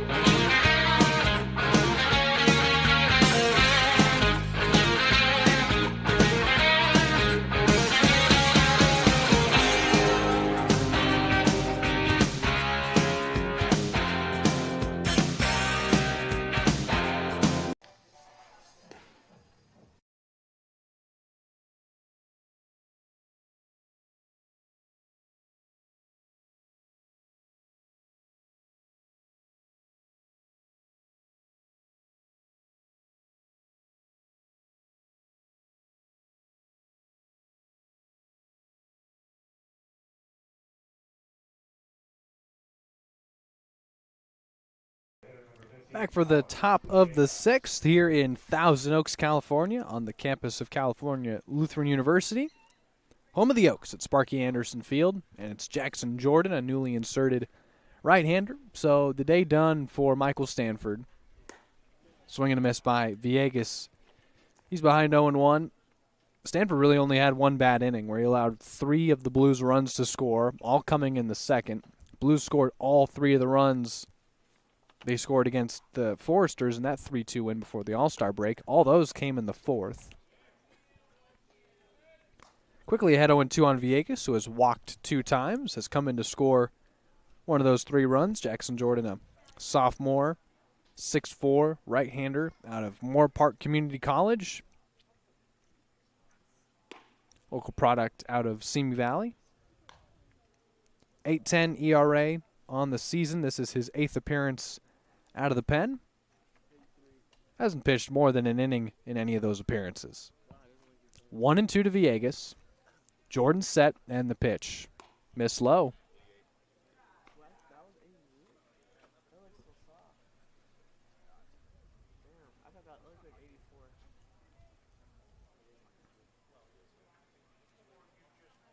Jordan set for a 2-2 pitch. Just getting underway here in the 6th. That breaker was high, and Villegas offered at it slightly. Foul ball. Count remains the same.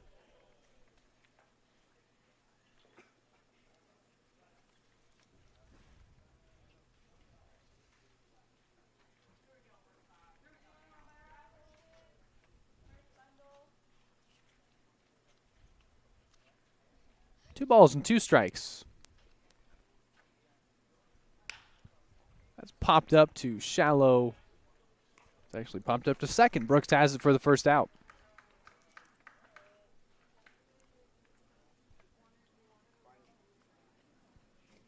B. McGuire now 0 for 2.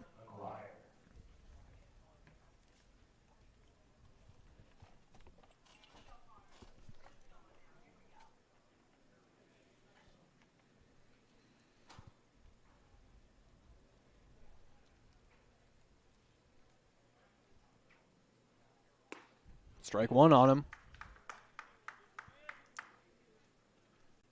McGuire has flown out to left and grounded out to second.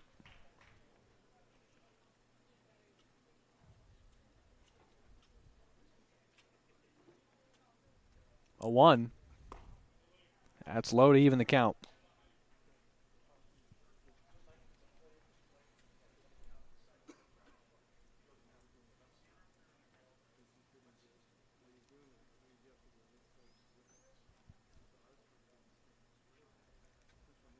One pitch. McGuire fouls it straight back against the netting. 1-2.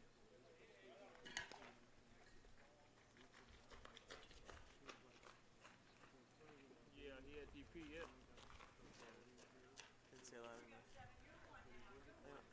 You don't yell to him. You're not gonna yell at him.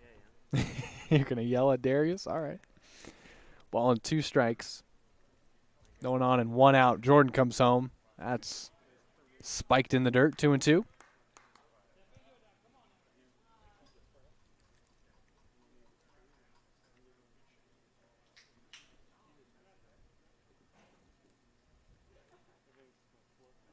Two balls and 2 strikes to McGuire. Spiked, and that'll fill the count. Blues are 0-5 against the Oaks this season. And with the schedule being longer than it was last year, you play teams in the South at least 7 times instead of 6 like last year. So we played the Oaks 6 times last year. We'll play them 7 times this year. This is game 6, and we'll see them one more time tomorrow. Got him swinging. First strikeout for Jordan, 2 gone for Price, who's 1 for 2.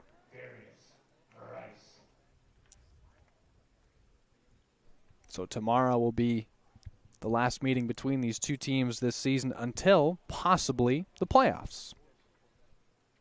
These two teams met in the playoffs last year in the very first round, and the Blues would beat them 9-2. Price fouls it straight back, 0-1. Could talk about that game for forever. A lot happened in it. Blues eventually emerged victorious. 0-1 to Price.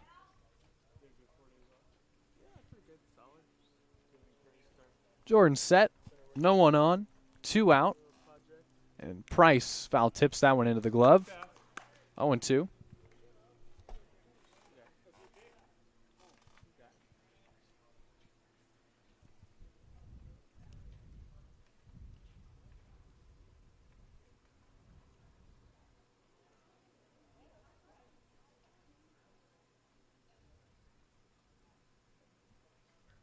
Missed outside.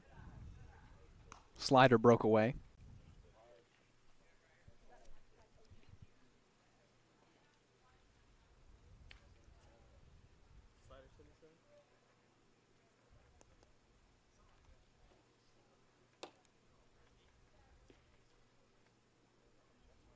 One and two. Fastball missed low.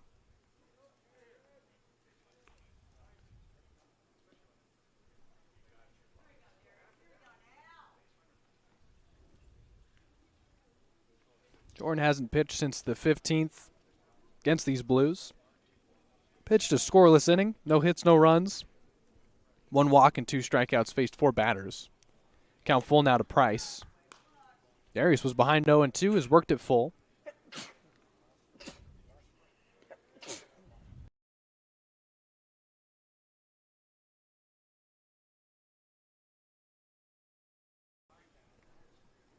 Jordan set, payoff pitch coming to Price. Works a walk. Really good at bat. Was behind 0-2 and works a walk out of it. He has reached for the second time, and now it'll be Luke Pemberton. 27, Luke Pemberton. Third at bat for Luke. RBI double in his first, strikeout swinging in his second. 1 on with 2 outs here in the 6th.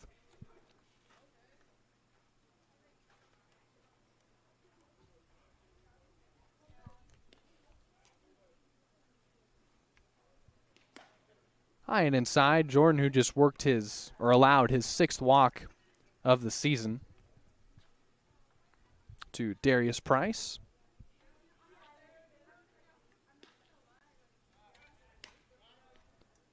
Over to first, checks on him. He's still safe.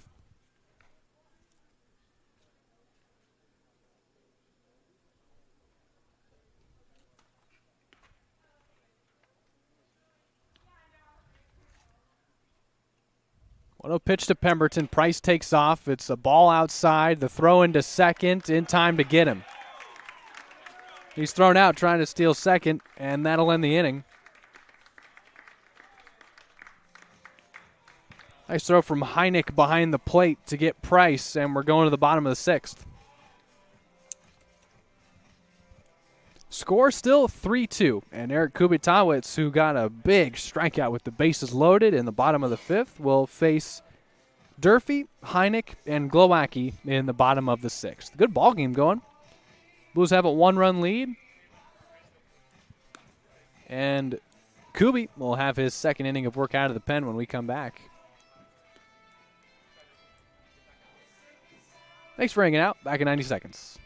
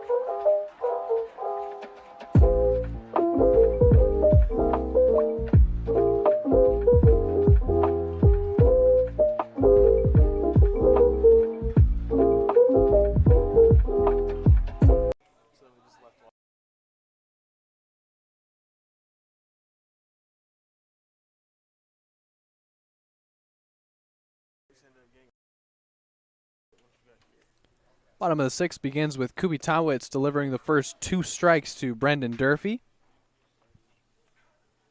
Durfee, who is 1 for 2, he singled back in the 4th when the Oaks plated their only 2 runs, both against Kevin Lyons And after Lions loaded the bases with 2 out, Kubi came in, got a big strikeout on Josiah Chavez to end that threat, keep the Blues in front. Now still pitching with a 1-run lead here in the 6th. His 0-2 is a check swing taken for ball 1.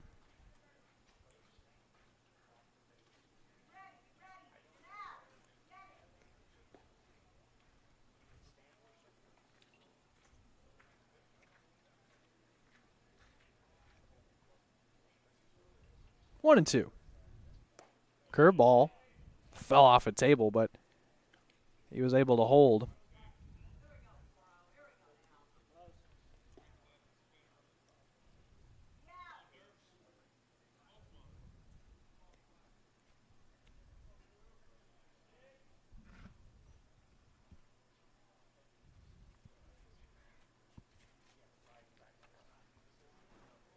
Two-two pitch. Just missed a little low to fill the count. Has not gotten him to swing out of the zone after getting ahead 0-2. After 5 pitches, Durfee has not lifted the bat off his shoulder.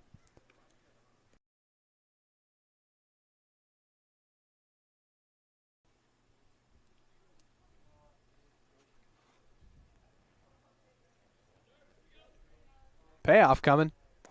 Ball 4. Leadoff walk. Good at bat from Durfee. Catcher number 22, Colin. Very patient. Did not offer at anything he saw and works a 6-pitch walk, so we'll see Colin Heineck now. Drove in the 2nd run for the Oaks today on his sac fly in the 4th. No scoring since then. Both these teams have scored all their runs in a single inning. Really the opposite of the game last night for the Oaks. This is the Blues' first game out of the showcase break. This is the Oaks' second. We mentioned they lost 15-9 against the Foresters yesterday.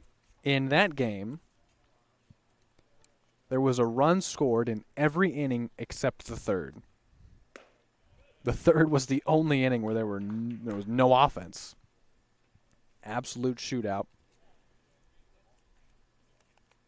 Score was 7-4 after 2 innings.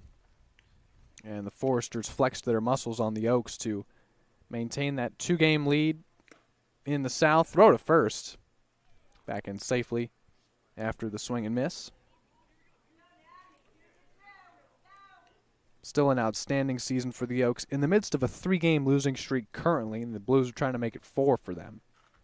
And the Blues are trying to make it 3 straight wins.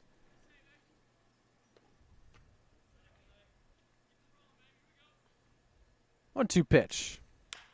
That's grounded back to Kubi. Gloves and throws to second. They get the out there. Throw to first, and they get 2. There it is. Waited for the official to make the call. It is indeed a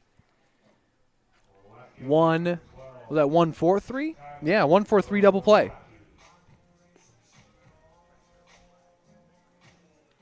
Up to Glowacki.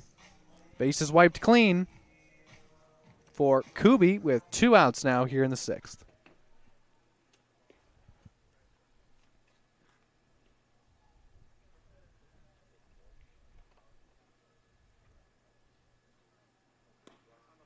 Strike 1.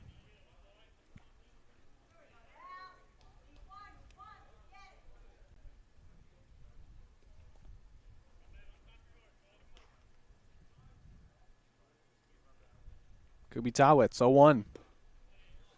Just off the plate.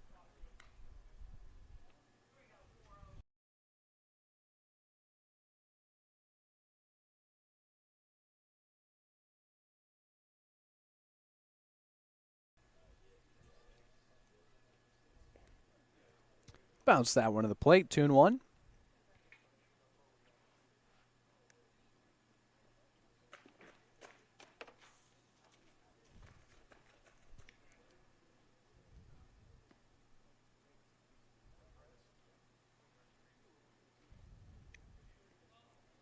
Glowacki with the average, just 143 coming into play tonight. Outfielder who hasn't gotten his bat going this season, but is still in for his ability to be a versatile outfielder. Good defensive player out in left today.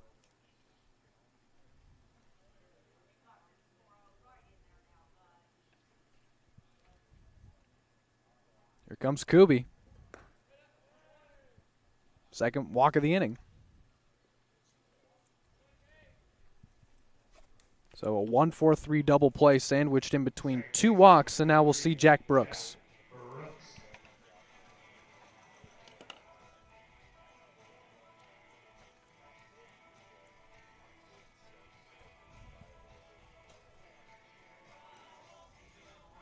Brooks 0 for 1 with a walk tonight.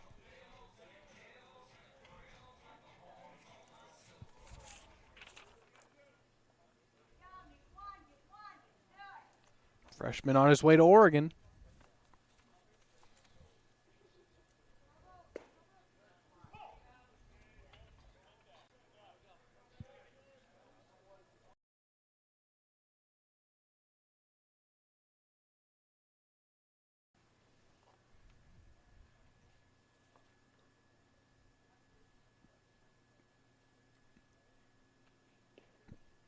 Swing and a miss. That breaking ball got him swinging and gets Kubi ahead 0-2.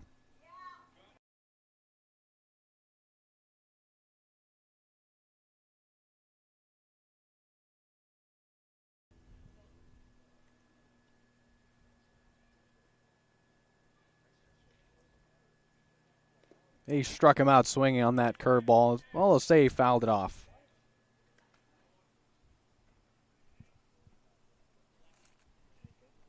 So we'll do it all over again. Count still 0-2. I don't see any reason why you'd go away from that pitch. See what Kubi dials up 0-2. Shamela gives him the sign. Now Seton comes home. Well, he waited on it and lined it into right field for a base hit. And going first to third is Glowacki. Throw into third. Now throw to second. Everyone's safe at second and third. Heads up base running by the Oaks. And now they have two runners in scoring position with two out for Austin Carrillo, who's 3 for 3.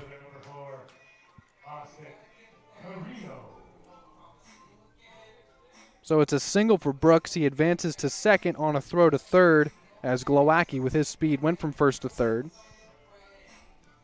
So after the double play, a walk-in single. Now Carrillo, who's 3 for 3.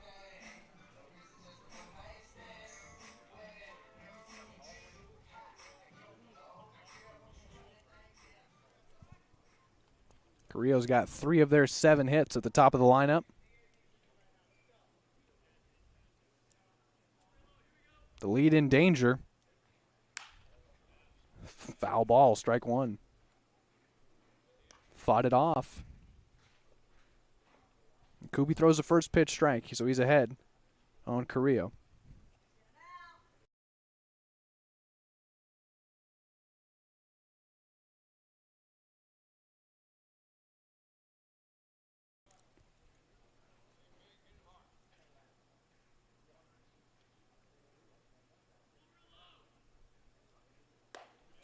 One and one.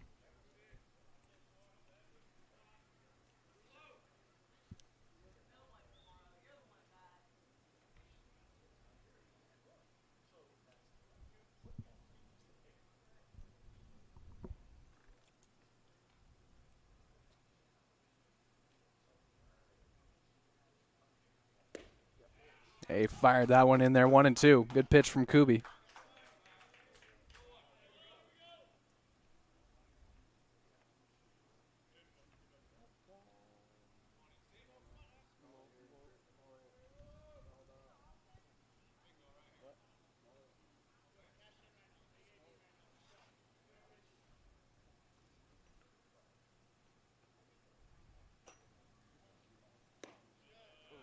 Tried the same spot, but missed. 2 and 2.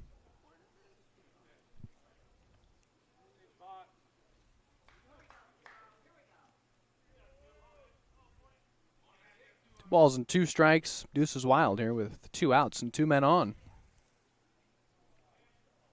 Kubi trying to get a big out and protect that lead for the second straight inning.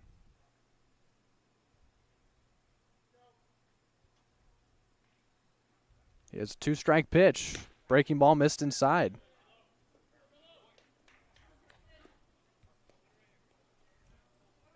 Carrillo's filled the count, yet to be retired today. 3 singles for the leadoff hitting center fielder.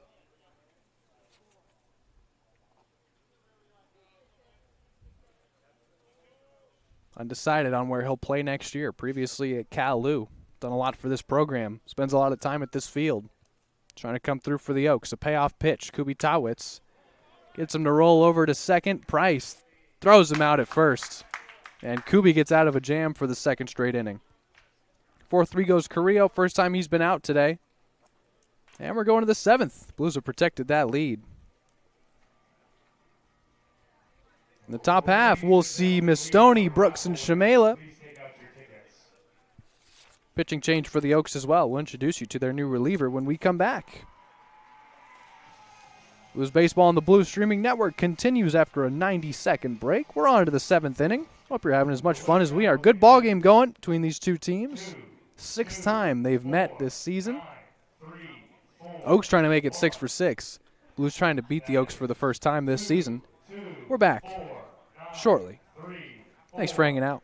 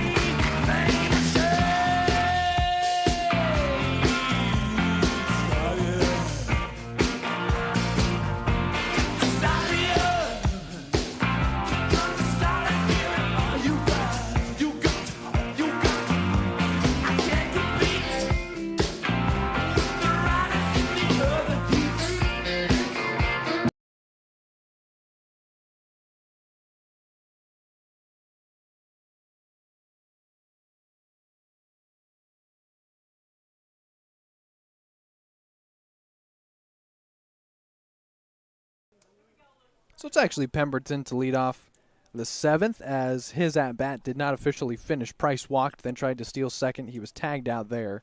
So Pemberton's at-bat didn't finish. He'll continue it here with Charlie Adamson, a brand-new pitcher facing him, a senior out of Santa Barbara Community College, 6'4" right-hander. Fires in ball 1 to him. And the pitch is fouled back, 1-1.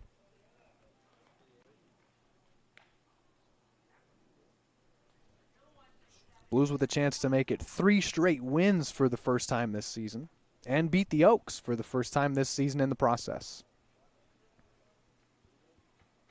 1-1. That missed high.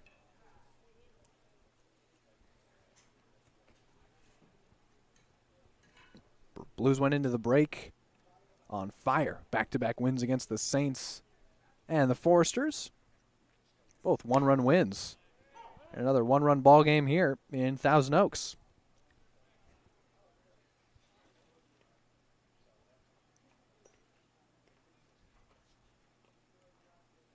Two balls, 2 strikes. Here comes Adamson. Got him swinging. Picks up his first K and the first out of the 7th, so it'll be Luke Mistoni now. First baseman number 12, Luke Mistoni.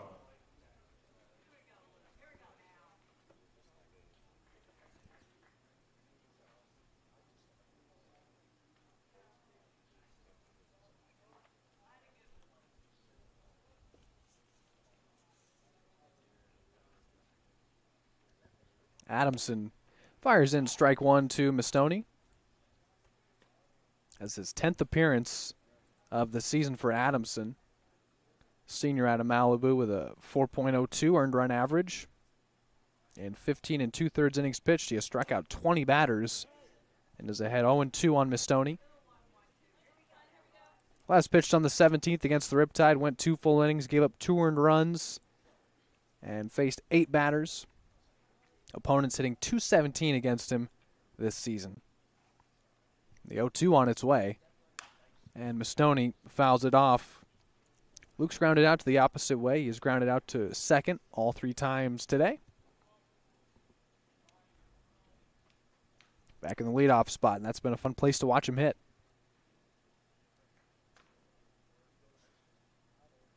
0-2. Got him swinging. Back-to-back Ks for Adamson. That's how he says hello to the Blues. And now it'll be Garrett Brooks. Left fielder number 9, Garrett Brooks. So Adamson looks sharp right out of the pen.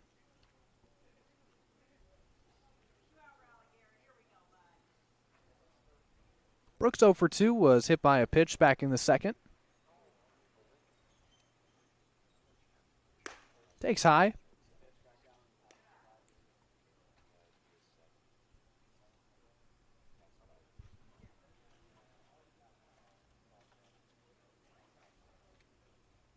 Here's a 1-0.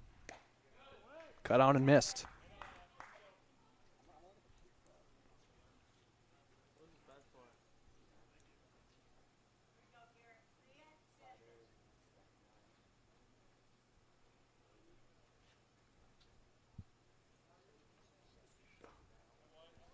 Adamson working quickly, but fired ball 2 in the dirt.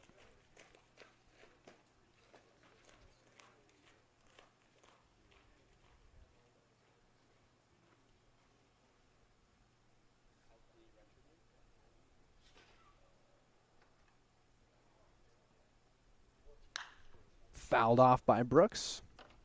Fought off a pitch inside, and it's 2-2.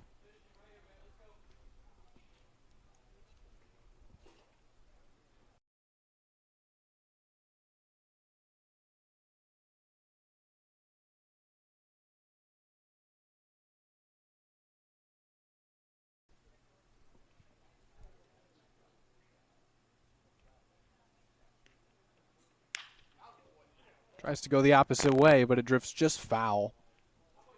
Would have been a good piece of hitting by Brooks to go oppo. Instead, the count's still 2-2.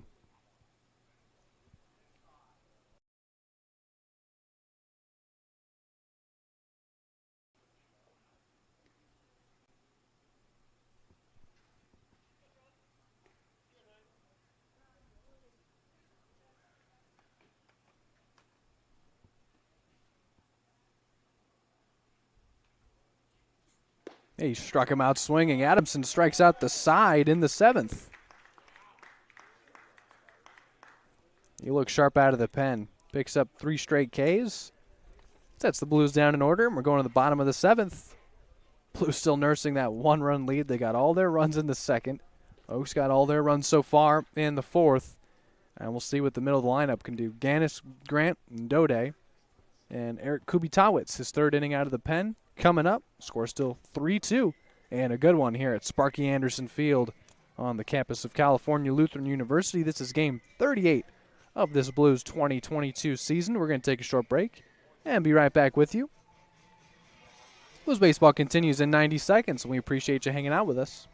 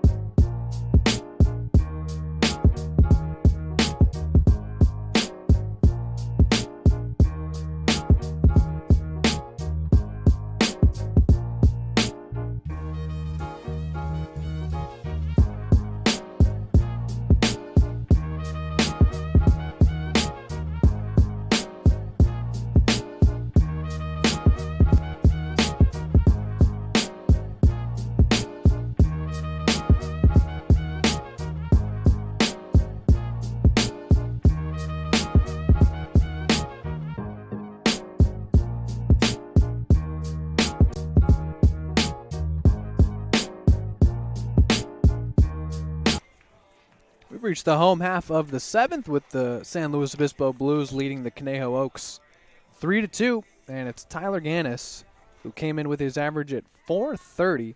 They've held him in check, 0 for 3 so far, and he'll be facing Kubitawicz to lead off the home half of the 7th.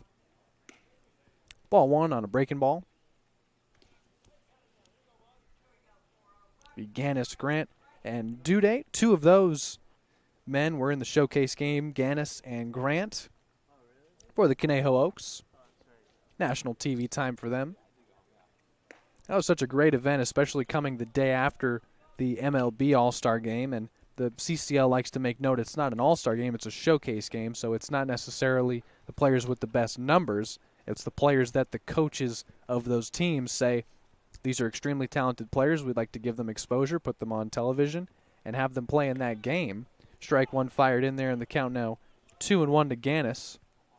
So obviously with Tyler's average above 400, and this Oregon Duck outfielder got his time on TV, Bally Sports West. It was really cool the way the Bally Sports crew handled everything. Player interviews, they do an offensive player of the game, defensive player of the game, pitcher of the game. It's now 3 balls and a strike on Gannis. And the same way the MLB All-Star Game featured players that were mic'd up during innings, the CCL did it too.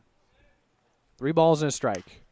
Pops that one up, playable for McGuire. He'll give it a look in the shade now and makes the catch for the first out. Nice play. He's made a couple of those. Gannis now 0 for 4, and now it's Gavin Grant, who was one of those players who was mic'd up in play. Shortstop for the Oaks. That was a really cool thing to see the CCL do, micing up their players. Gavin Grant volunteered and wore the mic for a half inning. 1 for 3 with his double that came back in the 4th. That breaking ball missed in the dirt.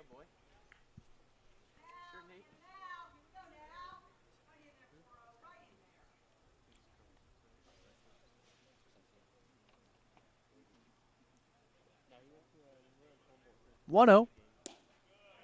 2-0. Good pitch low in the zone. Kubi's been attacking there with the fastball. Not getting every call. Behind 2-0 on Gavin Grant.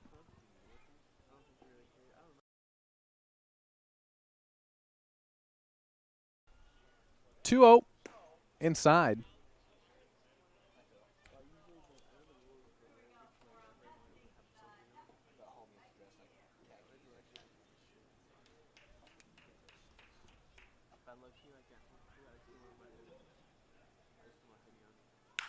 That's lined out to left.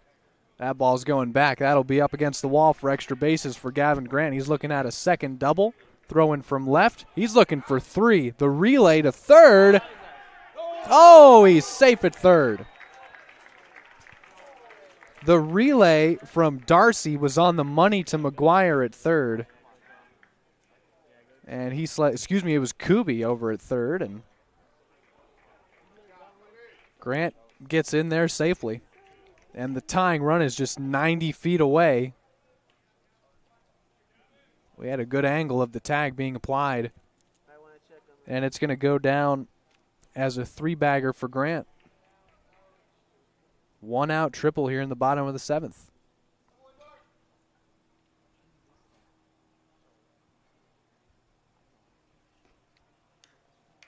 That relay looked like they had him. Ruled safe.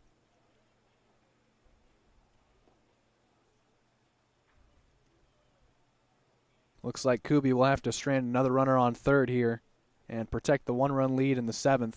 Bob Miller pleads his case. It'll go down as a triple for Grant. And it'll be Dode tasked with driving him in with 1 out in the bottom of the 7th.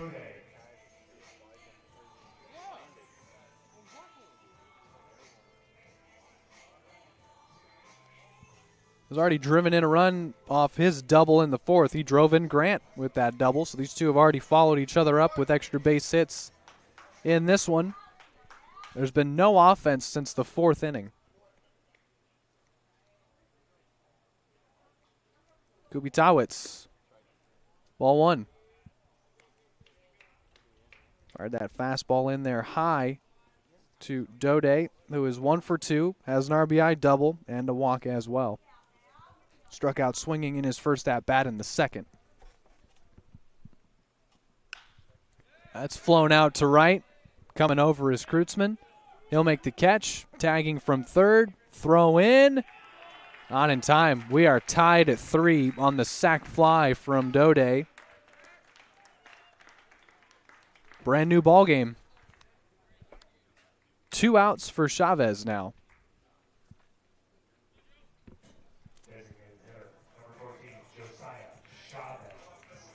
He's reached on a fielder's choice, walked and struck out so far tonight.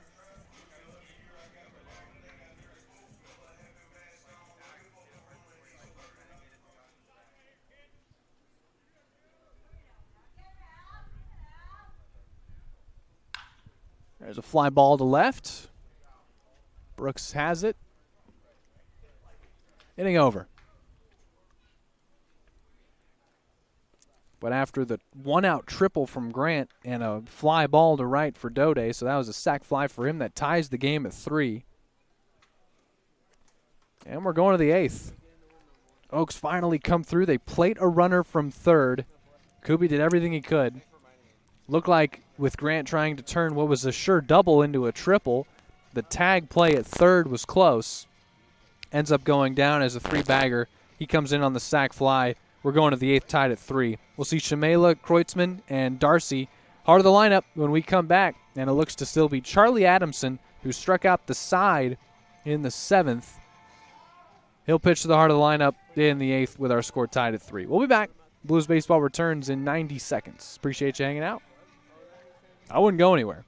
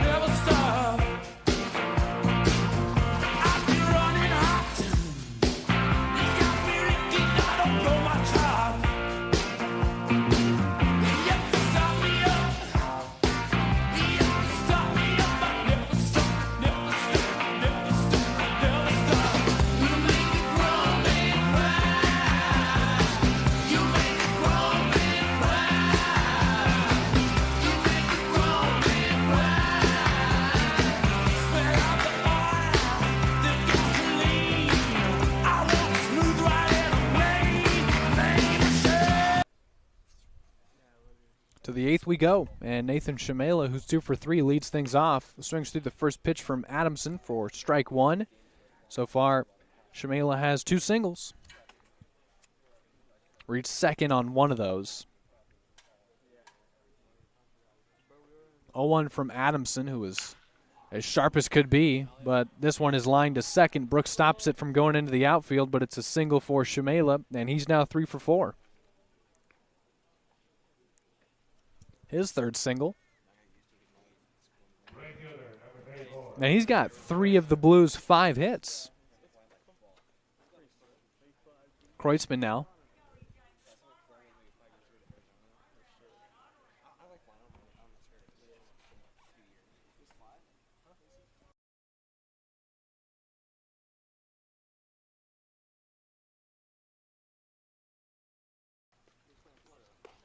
Swing and a miss by Kreutzmann, 0-1. So far, EJ 0 for 2 with a walk. Now, walk came in the first inning. Him and Shamela reached in back-to-back at-bats. Blues have not gotten back-to-back men to reach since the second inning when they plated all 3 of their runs. 0-2.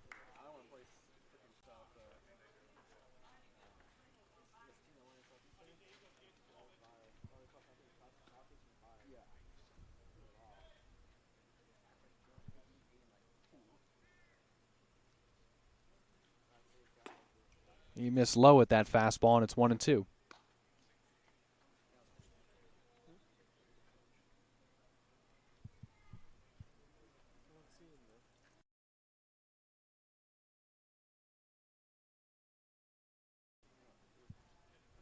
Two-strike pitch from Adamson. Instead, he'll throw to first. And a good pick by Durfee over at first.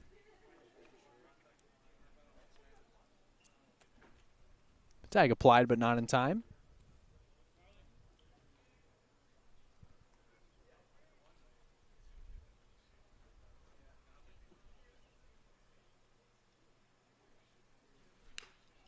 Grounded foul, and Kreutzmann stays alive.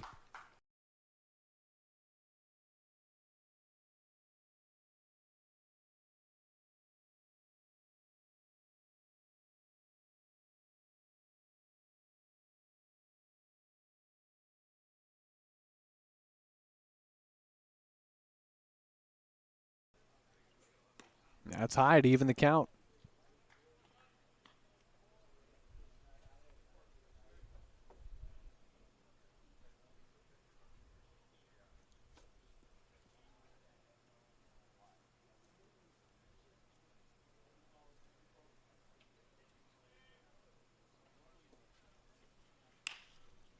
Grounds this one to first. They try and get 2 out of it. They get the out at second, and the throw to first will make it 2.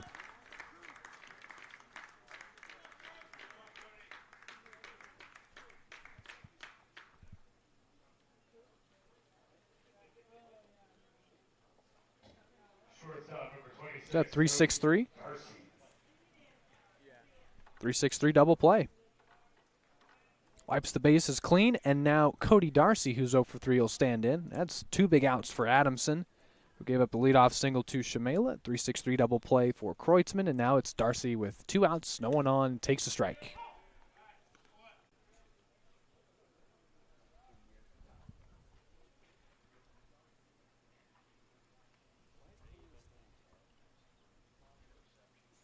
Oh, and 2.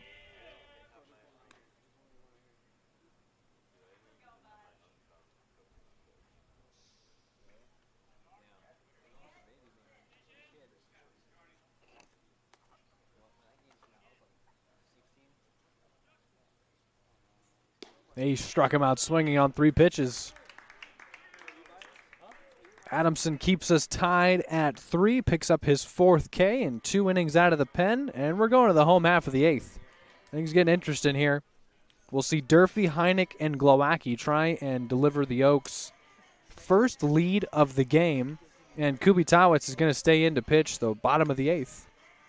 Defensive changes for the Blues. Zach Tolia is in for Luke Mistoni over at first, and he'll hit in his place as well. Bottom of the 8th coming up. Another great ball game between these two teams. And we'll be back shortly. Won't waste a second. We're back in 90 of them. Thanks for hanging out.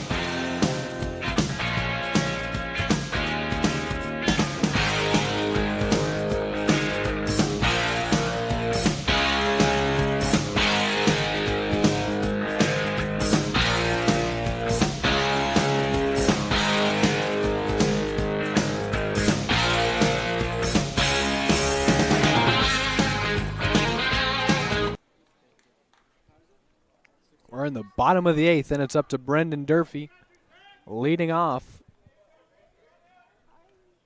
Kubitowicz starts him out with strike 1.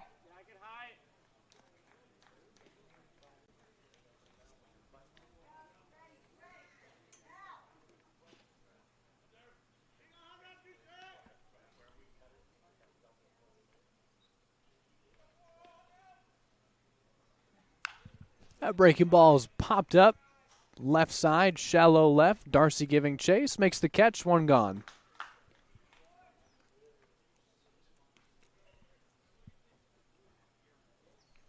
And we'll wipe the count clean for Colin Heineck, who does have an RBI. He drove in their second run on a sac fly in the fourth. They played it their first run since then in the seventh to tie the game at 3. Also grounded into a 1-4-3 double play. We hadn't seen many of those this season. That came back in the 6th. No one on and 1 out for him. We're tied in the bottom of the 8th.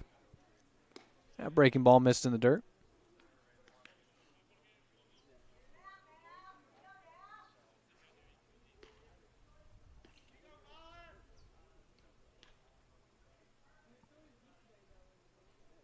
Ball and no strikes. There's a chopper to short. Darcy, high hop, throw to first. Good pick by Tolia. And there's 2 out.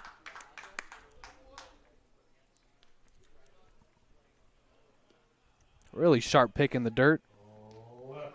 Tolia just inserted in at first in the last half inning. Now it'll be up to Glowacki, who's 0 for 2 with a walk. Kubi being asked to eat up some innings again. Picked up 1 out in the 5th. Put up a 0 in the 6th. Gave up 1 in the 7th. Now 4 full innings pitched for Kubi out of the pen.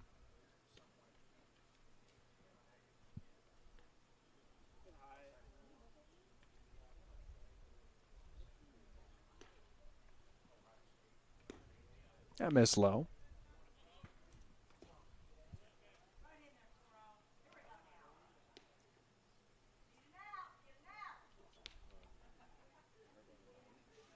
Excuse me, 3 full innings pitched. This will get him to 3 1/3 if he's able to retire Glowacki. He's ahead 1-2 on him.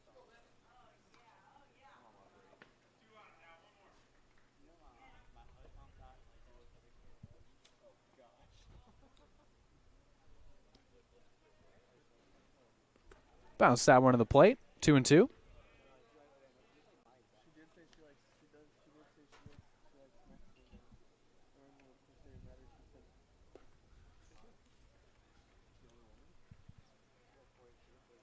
Count even after Kubi spiked a fastball. He'll get after Glowacki. Now he's faced him once. He walked him in the 6th.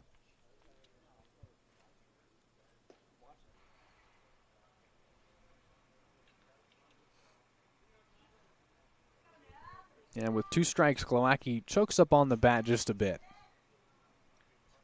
Here comes Kubi Towitz. He foul-tipped the curve. And we'll do it all over again.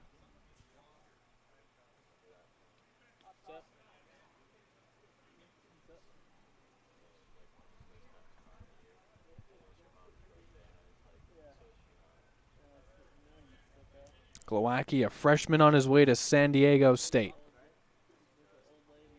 2-2. He struck him out, but the ball gets away, and he'll reach first safely after striking out. So Kubi gets the strikeout, but as the ball got away, Glowacki able to reach first. And it's a 2-out base runner for the Oaks. And here comes Jack Brooks. He's 1 for 2 with a single and walk.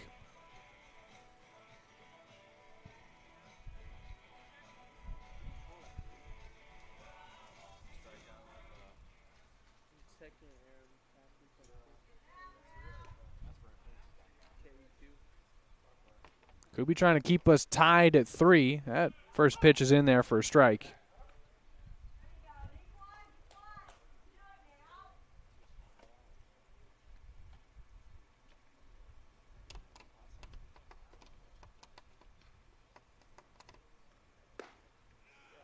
One and one.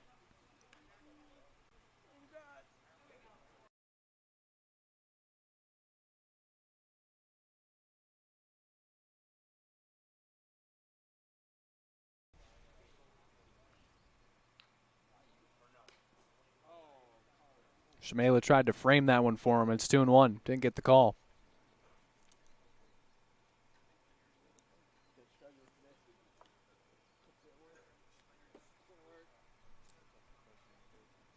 So it'll be a 2-1 to Brooks. Here comes Kubi. Got him to hold on that breaking ball. Well, let's say he went around. Strike two.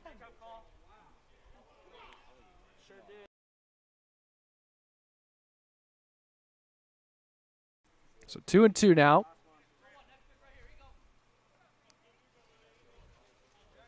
Kubi might be putting those breaking balls in the dirt, but he's still getting guys to swing at him. Our crew chief says Brooks went around on the last one. We'll see what Kubi Tawitz has dialed up on the 2-2 pitch. Has the sign from Shimela now comes home. It's a fastball in the dirt. That fills the count.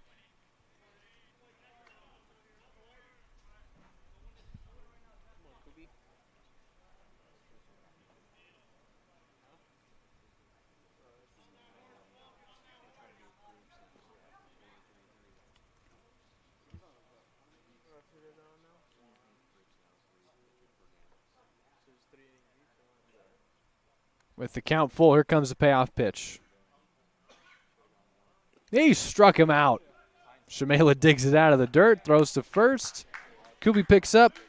Really got four guys out in the eighth. Strikes out Brooks to end it. And we're going to the final frame. Tied at 3. We'll see Villegas, McGuire, and Price barring pinch hitters. And we'll see who the Oaks trot out there, if it's still Adamson or if it's a new arm.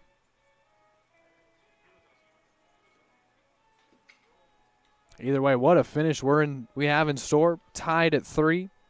Top of the 9th. Blues and Oaks doing battle for the 6th time this season.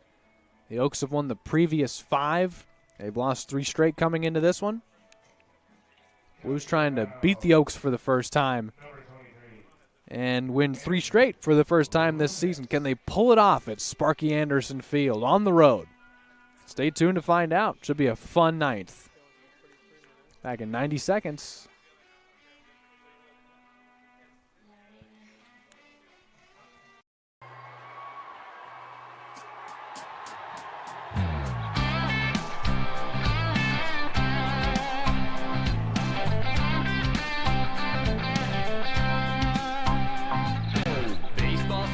Underway.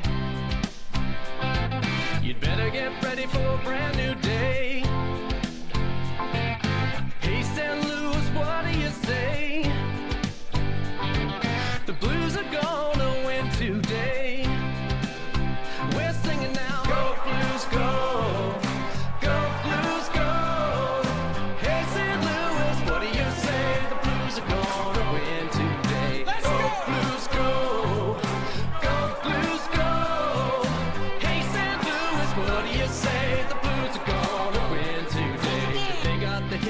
Pitchers and speed to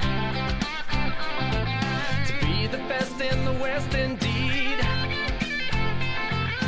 Stinsheimer Park is where they play, so come on down and watch today. We're singing now. Go Blues, go. Go Blues, go. Hey, St. Louis, what do you say? The Blues are gonna win today. Go Blues, go.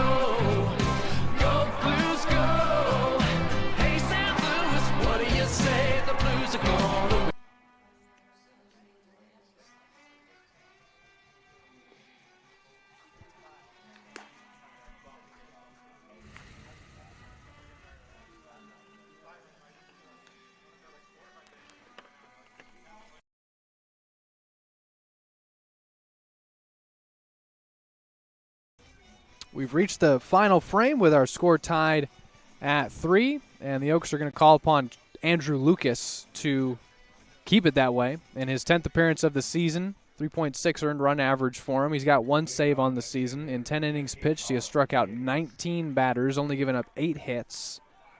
Last pitched 5 days ago against the Riptide. In one ended up being a 10-5 loss for the Oaks. 1 earned run on 1 hit. Season high 3 walks for Lucas his last time out. And he'll face Villegas, who has walked twice in this one already. Tied at 3. The Oaks have never led. Blues trying to take their lead back. Check swing. They'll say it's a foul ball. It was put in play and fielded by Durfee, but 0-1.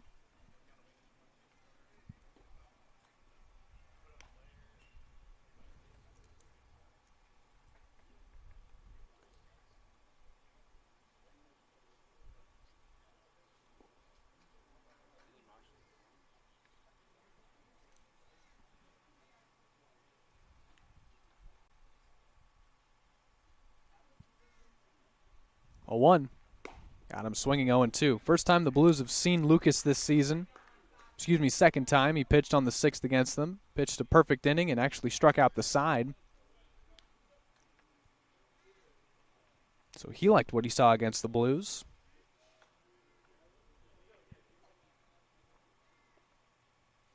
Ahead 0-2. Hard throwing right-hander. His 2-strike pitch. High and inside. That's ball 1. Villegas got out of the way. Lucas, a redshirt senior out of Arizona State. 5'11" Sun Devil.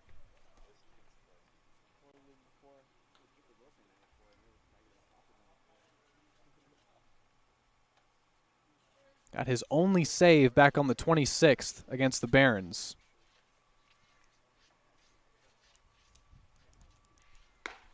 High and outside. So far, all fastballs to Villegas. And all of them elevated.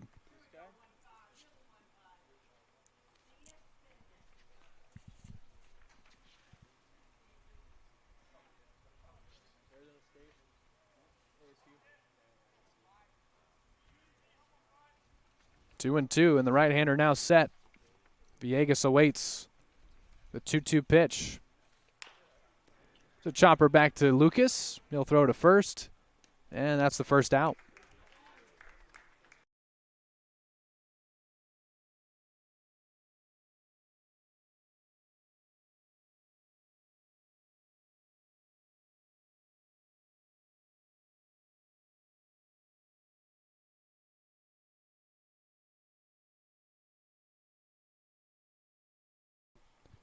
Blues are going to send their first pinch hitter of the game to the plate. Tate Samuelson with 1 out, no one on. Top of the 9th.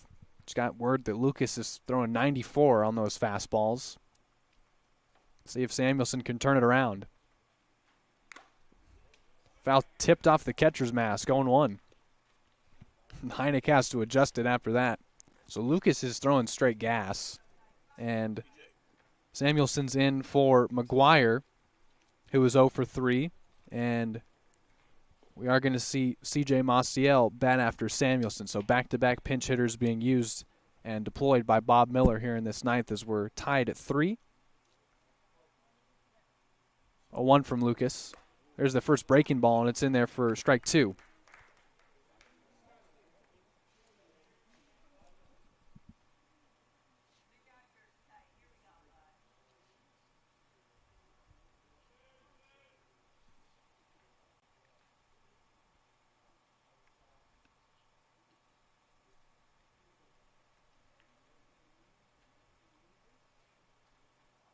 Oh, 2 pitch. 1 and 2.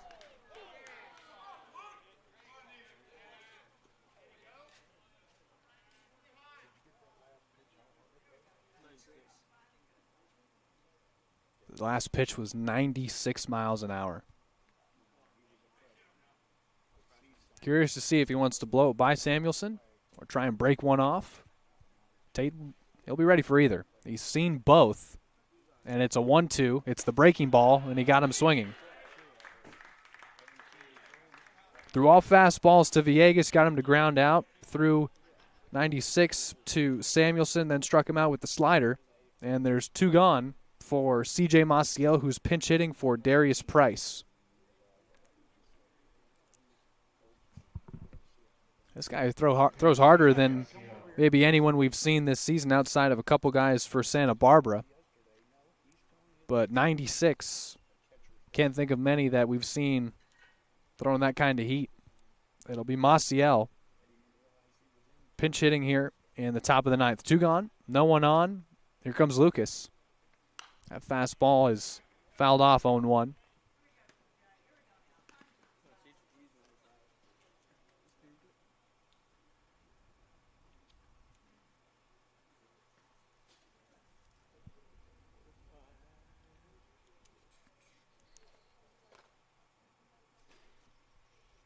Blues scored all 3 of their runs in the 2nd inning.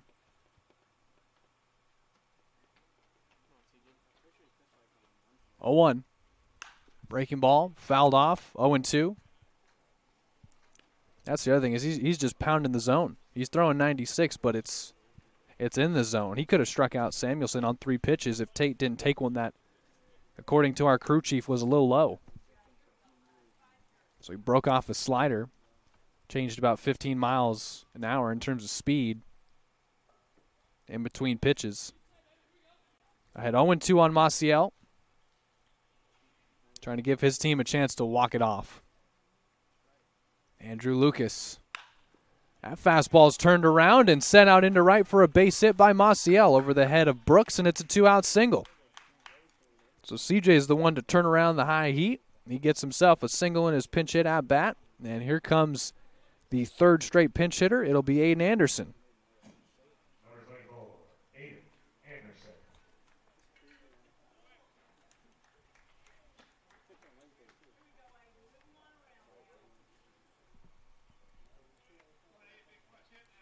Anderson, who was in the showcase game as well on the 20th. 2-out single for Maciel. Now Anderson takes high ball 1.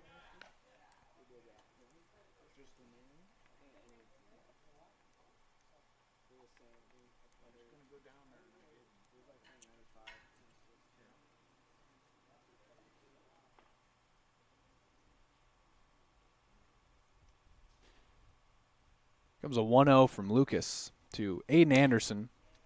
That one low, and it's 2 balls and no strikes to him. Maciel was the first to turn around the heat and single to right just over the head of the second baseman, Brooks. So CJ is on first, and Anderson, pinch hitting for Luke Pemberton, is ahead 2-0 on the hard-throwing Sun Devil.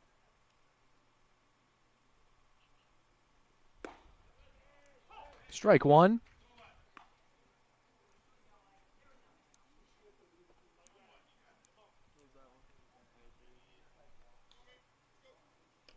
Two outs, top 9. We are tied at 3. Oaks plated the tying run in the bottom of the 7th. Blues had led for 6.5 innings. 2-1. Popped up and out of play. That'll even the count.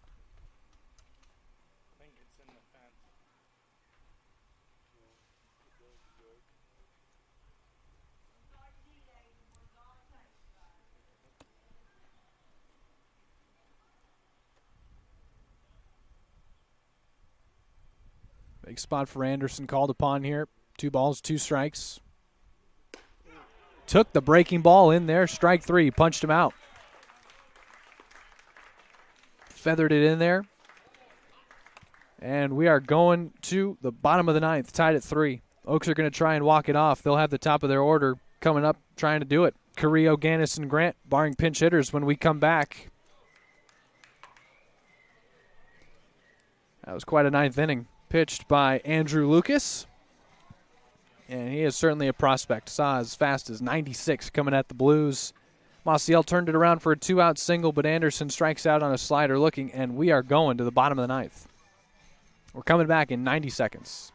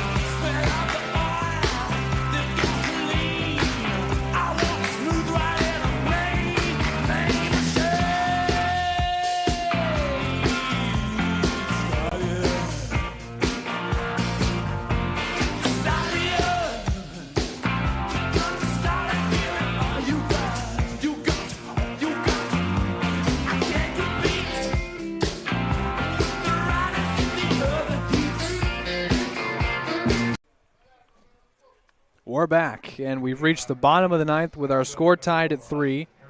And Danny Marshall is coming out to pitch in the ninth. He's going to try and send this thing in extra innings, but it'll start with getting Austin Carrillo out. He is 3 for 4 with 3 singles.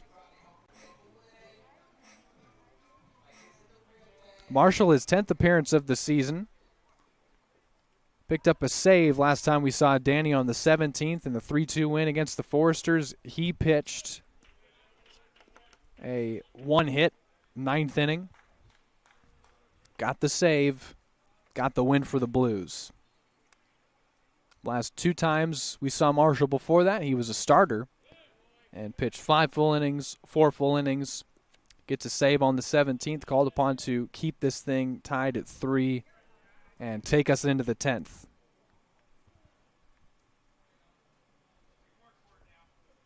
Two balls, no strikes to the dangerous leadoff hitting center fielder, Austin Carrillo. 3-0. So after the Oaks deploy their hard-throwing Sun Devil, Andrew Lucas, the senior out of Arizona State, and the native of Queen Creek, Arizona, Danny Marshall, fires in strike 1, and he's pitching the ninth for the Blues.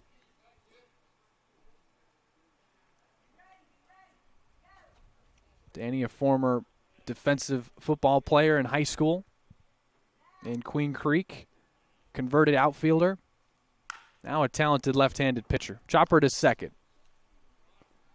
And he's thrown out at first.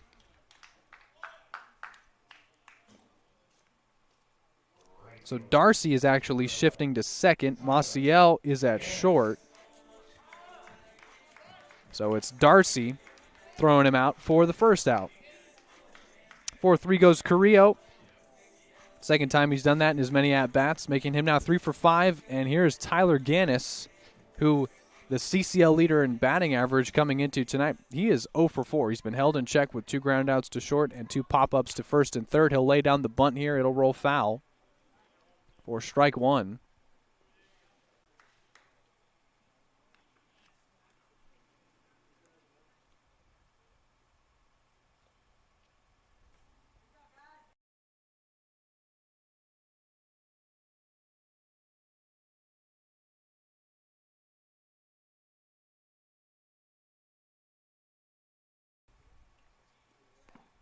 Bounce that one to the plate, 1-1.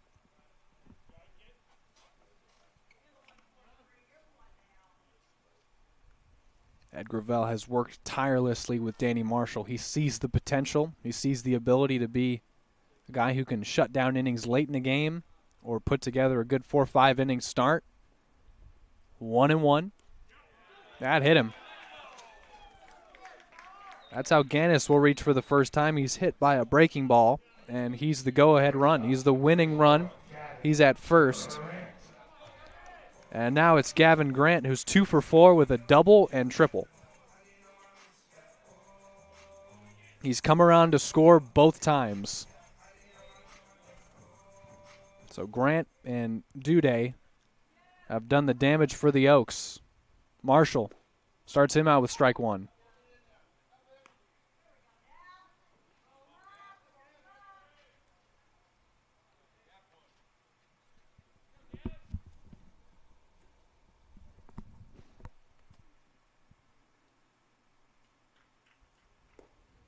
That one low.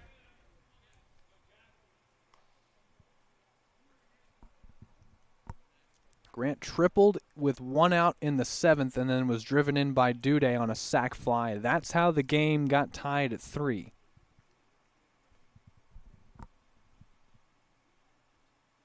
Throw over to first. Marshall taking a little more time in between pitches here, trying to be careful. It's obviously not a save opportunity, but a chance to just send this game into the 10th. Blues as the away team will get that first chance with a ghost runner on second if this game goes into extras. Ball 2. Blues have gone into extras twice this season. One time it ended in the 10th, and the second time it ended in the 13th. Both those games were wild. This one's been fun, competitive. Tied at 3, bottom of the ninth, 1 on, 1 out. Here's the pitch from Marshall. He got him swinging, and it's 2-2. Brought him down to a knee.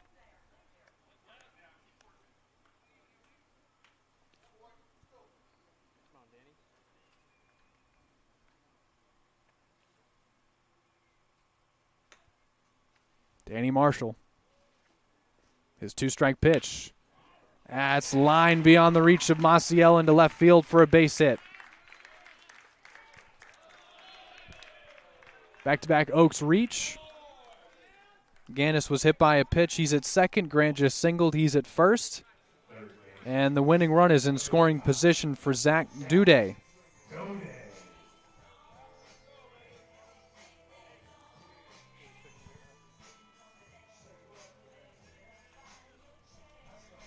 Defensive changes for the Blues after the pinch hitters. Here comes Bob Miller now. Samuelson at third, Maciel at short, Darcy shifts to second, Tolley, of course, is at first, and Aiden Anderson is in center field. We'll see if that'll be it for Danny Marshall.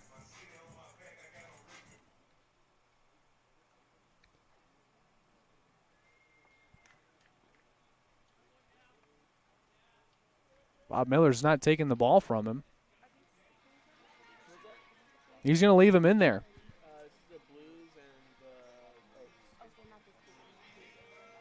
So Bob Miller's going to leave Danny Marshall in. Just relaying a message to him about what they want to do with Dode.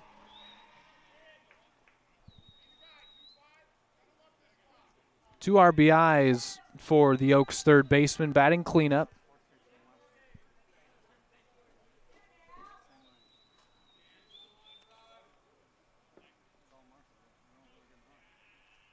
Ground ball sends us to the 10th. The pitch. Ball 1. Left it up and outside. Oaks have speed on the base paths.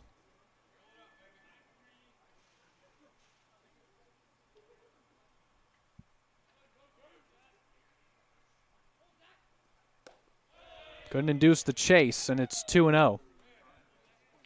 Try to get him to swing out of the zone on that off-speed pitch. Good day for Dode so far. RBI double, walk, and a sac fly. He drove in the tying run, trying to drive in the winning run here. They're on first and second with 2 out. And the count is 3-0.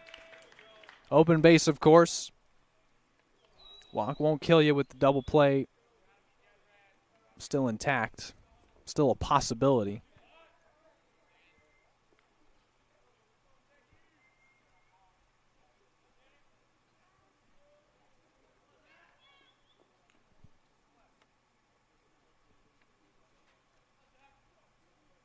(3-0). Shamela sets up away. It's a 4-pitch walk, and they're loaded.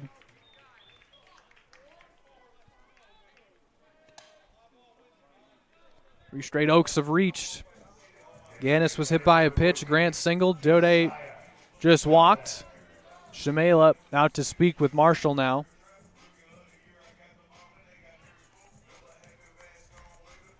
It'll be up to Josiah Chavez. Winning run now at third.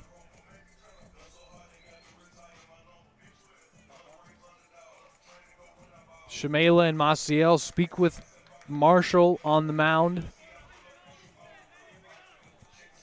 The winning run is Gannis. He's the runner at third. He was hit by a pitch. A back foot slider literally hit him in the back foot. Grant then singled, and Duday just worked a 4-pitch walk. Infield's going to pack itself in. Ball 1. And on contact, everyone's going to be going, and the Blues will be looking to get the out at home. 1-0 from Marshall, 2-0.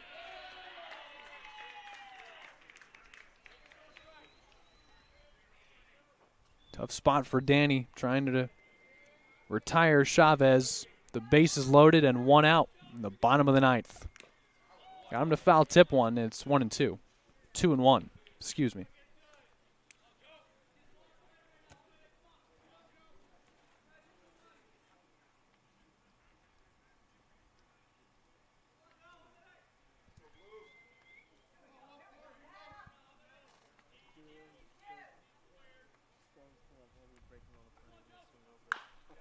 Grounded foul, 2-2.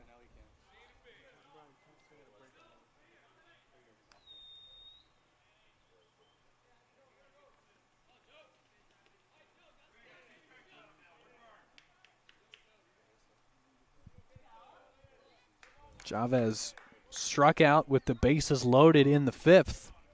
He got him looking. It was Kubi at that time. Now Marshall, 2-2. Grounded back to him, up the middle, game over. Oaks win on a walk-off single by Josiah Chavez. 4-3 the final. Ladies and gentlemen, that is the ball game with the guests. The Blues, 3 runs. And the Oaks are 6-0 against the Blues this season. They snapped their 3-game losing streak, and they beat the Blues by 1 run in Thousand Oaks. Again, final last time we were here was 5-4. They walked it off in the bottom of the 9th, and now the final 4-3. And the Oaks come all the way back after trailing 3-0 through 6.5 innings. They played 4 unanswered, and they win in the bottom of the 9th. Walk-off single by Chavez with the bases loaded. That's what did it. And game 38 ends in defeat for the Blues. The winning streak not to be. We'll be back here tomorrow. Blues look to get revenge. It'll be the 7th and final meeting between these two teams, the Blues and Oaks, rivals of the South. And we'll be back here tomorrow. First pitch shortly after 4 o'clock, not 4:30. And then it's one more in Santa Barbara before we close out with 5 straight here at home. Hope you enjoyed this presentation of Blues Baseball on the Blues Streaming Network. For the entire Blues organization, I've been Zach Ebrahim saying so long from the campus of California Lutheran University, home of the Oaks, who are victorious against the Blues 4-3. Oaks are now 18-11, and the Blues now 17-21. We'll be back tomorrow. Thanks for hanging out. Good night, everybody.